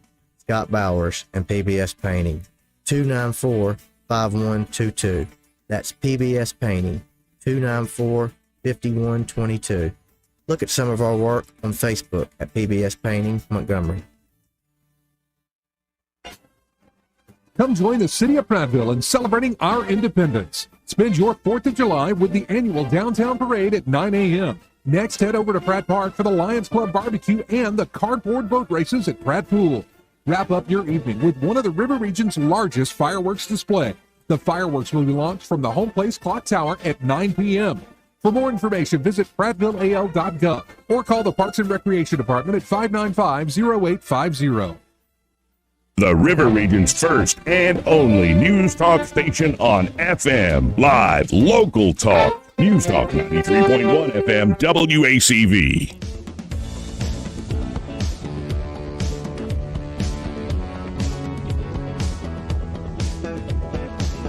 Joey Clark. Welcome back. Final segment here of the program. And as is tradition, let's go to Ray Bowles from Prattville Carpet. Hey, Ray, how you doing? Man, I am great. Just busy as can be. Let me put my pen down so I can concentrate on what I got to concentrate. How has y'all's day been? Great. Show's flown by. It has been a day. I mean, just click, click, click, click. What's your schedule for the 4th? We are off on the 4th and off on Friday the 5th. We're going to do the same. So we will talk to you tomorrow, and then we're going to talk to you on Wednesday. And, guys, if y'all are missing me, call me at 285-8117. Hit 1 and ring my cell phone. Just if you want to say hello and you're missing our conversation. How about that? Oh, man, that's a special invitation. 285-8117. Y'all remember that number. And I guess folks can still get a job free in-home measurement kind of laid out before the 4th, right? Absolutely. And let's say, I'm not wishing this on anybody, but if you have a water damage or something bad goes down and you don't know what to do, if you call the store in all seriousness and you hit 1, it should ring my number. And then we will, even though we're closed, we will be there to help you if you give us a call. How about that?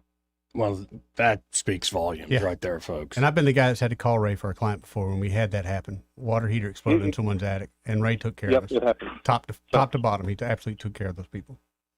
So just remember that, guys. Y'all all have a safe 4th, and we will talk to you tomorrow. All right, sounds good. Thanks, Thank you, Ray. Good folks, man.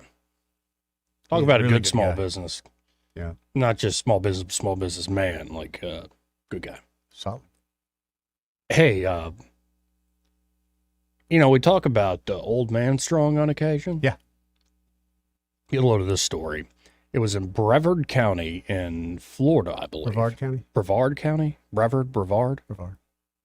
Okay. Where is that? Near Brevard County. You don't even... Yeah. I'm going to say Grady Judge territory. So Florida's Brevard County. And the sheriff has a little story he wants to tell. I know where it's at. It's right by the beach. Okay.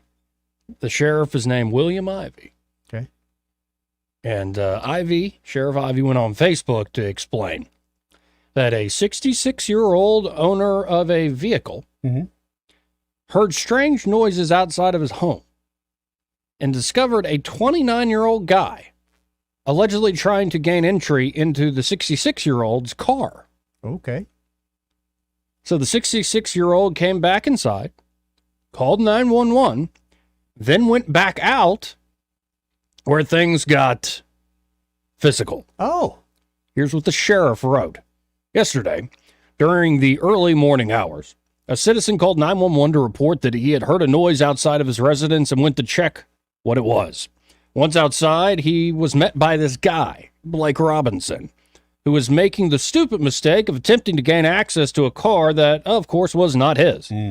Our victim went to locate his phone so he could call law enforcement, and when he came back outside to confront Robinson, he was attacked and hit in the head before being thrown to the ground. Despite being kicked in the head by Robinson, the victim, again 66 years old, was able to defend himself and hit Robinson, causing him to fall back so that he could get away. He added, deputies arrived on the scene and were able to quickly detain Robinson, who was seemingly having a tough time getting up off the ground after getting his butt whipped by a 66-year-old man. That's right, Mr. Tough Guy Robinson got manhandled by a 66-year-old man who thankfully only required brief medical treatment and was left without any serious injuries. So he even got the jump on the 66-year-old and still got his butt whooped. Yeah. Charged with burglary of an unoccupied conveyance. Oh, that's an interesting way to talk about a car. Yeah. And battery on a person over the age of 65. Oh, yeah. Wow. And wait, he's getting charged for battery on a senior citizen. But the senior citizen whooped your ass. Right. I'm telling you, that's a great thing. I fear that that's something that's going away in our society as our society gets a little bit softer. All these preachy females. Well, that and what that guy had to do, 66 years old. So he's gone through some tough times. And I don't think we've had tough times for a lot of young people here lately. I think they're going to stay soft. Well, I mean, times are probably going to get tougher. They need to. Unless we have a dramatic course correction. I'm feeling times are going to get a lot tougher. Short term, I believe you are right, Joe. We started this hour with trying to play Carville's clip talking about preachy females. Too much cursing. Yeah. And wokespy.com, so that's unbiased, studies young liberal women are the most mentally ill demographic. Old conservative men, the least. I was wondering, is this written by an old conservative man? An infographic showing a connection between age, gender, and political affiliation to a mental health diagnosis has sparked debate on social media. The historic data from the 2020 Pew American Trends Panel study, Pew Research is pretty reputable. It is. Asked respondents whether a doctor or healthcare provider had ever told them that they have a mental health condition. Results show that white liberal women ages 18 to 29 were the most likely to have been diagnosed with a mental health condition, with 56% of respondents answering yes in response to the question. This dropped to 27% when 18 to 29-year-old conservative women were questioned. Trends show a decrease among all political affiliations in older age groups, with the exception of being white moderate women, age 30 to 49, compared to 18 to 29-year-olds of the same political viewpoint, only 28%. Like you ain't never told a white woman, girl, you crazy. I didn't say it that way. Girl, you crazy. Girl, you are crazy. Why are we talking like that all of a sudden today? Girl, you crazy. I usually tell women they're crazy. White conservatives over 65 were around 10% points lower than their liberal counterparts, with only 4.5% of conservative men age 65 and over answering yes. I wonder if the doctors are afraid to say, I think you have a like a bipolar. What the hell are you talking about? I'm a man. Oh, men are crazy too, but women are crazy in a sense of, and I'm getting in trouble with this, but they're crazy in a sense of they're all different kinds of crazy. Men are usually just 2 or 3 kinds of crazy, and that's about it. And this is hardly, though, the only research coming to this conclusion. In fact, all research on this topic comes to the same conclusion. The results from the paper Mental Illness in the Left, which was published in Mankind Quarterly, showed the same correlation between a person's gender plus ideology and mental illness. I think that's one of the meta studies where they study studies. Do you subscribe to the Mankind? No, I don't. Journal? I just wait for stupid write-ups like this from wokespy.com. Yeah, that's good stuff there, buddy. But some factors such as age are perhaps more explainable than others. Scientific research and a changed approach to mental health conditions in recent years would be a factor as to why more young people have been diagnosed, while women are nearly twice as likely to be diagnosed with depression than men. And women are more likely to try to commit suicide, but men are more likely to be successful in committing the suicide. I hate saying this, especially as a man, but you know as well as I do, men will camouflage their feelings of depression and things like that. What are you talking about? That's right. I don't do that. Right. Neither do I. That's stupid. No. You ready to get out of here? I'm ready. Happy 4th of July. The party continues tomorrow. Y'all That's stay right. tuned, though. More party on Happy Hour with Greg Budell. Y'all stay tuned.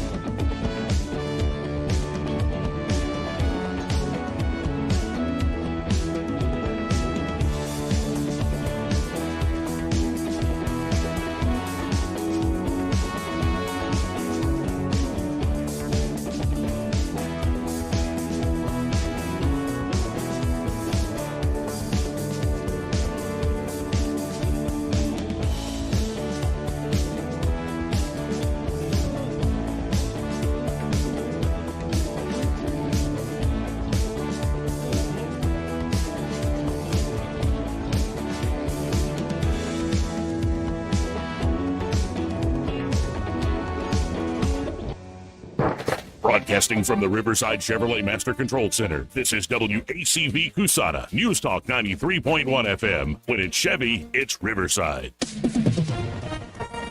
With SRN News, I'm John Scott. The Israeli army has ordered a mass evacuation of Palestinians from the eastern half of Khan Yunis. The order indicates that Hamas has regrouped in that area. Israel also saying it's in the final stages of an offensive in the nearby Gaza city of Rafah. A wildfire burning near the entrance of Denali National Park and Preserve has forced the temporary closure of one of Alaska's most popular tourist destinations. Simone Biles, the most celebrated female gymnast ever, is heading back to the Olympics. Biles and her U.S. teammates are ramping up for the Paris Olympics, which began with opening ceremonies on July 26th.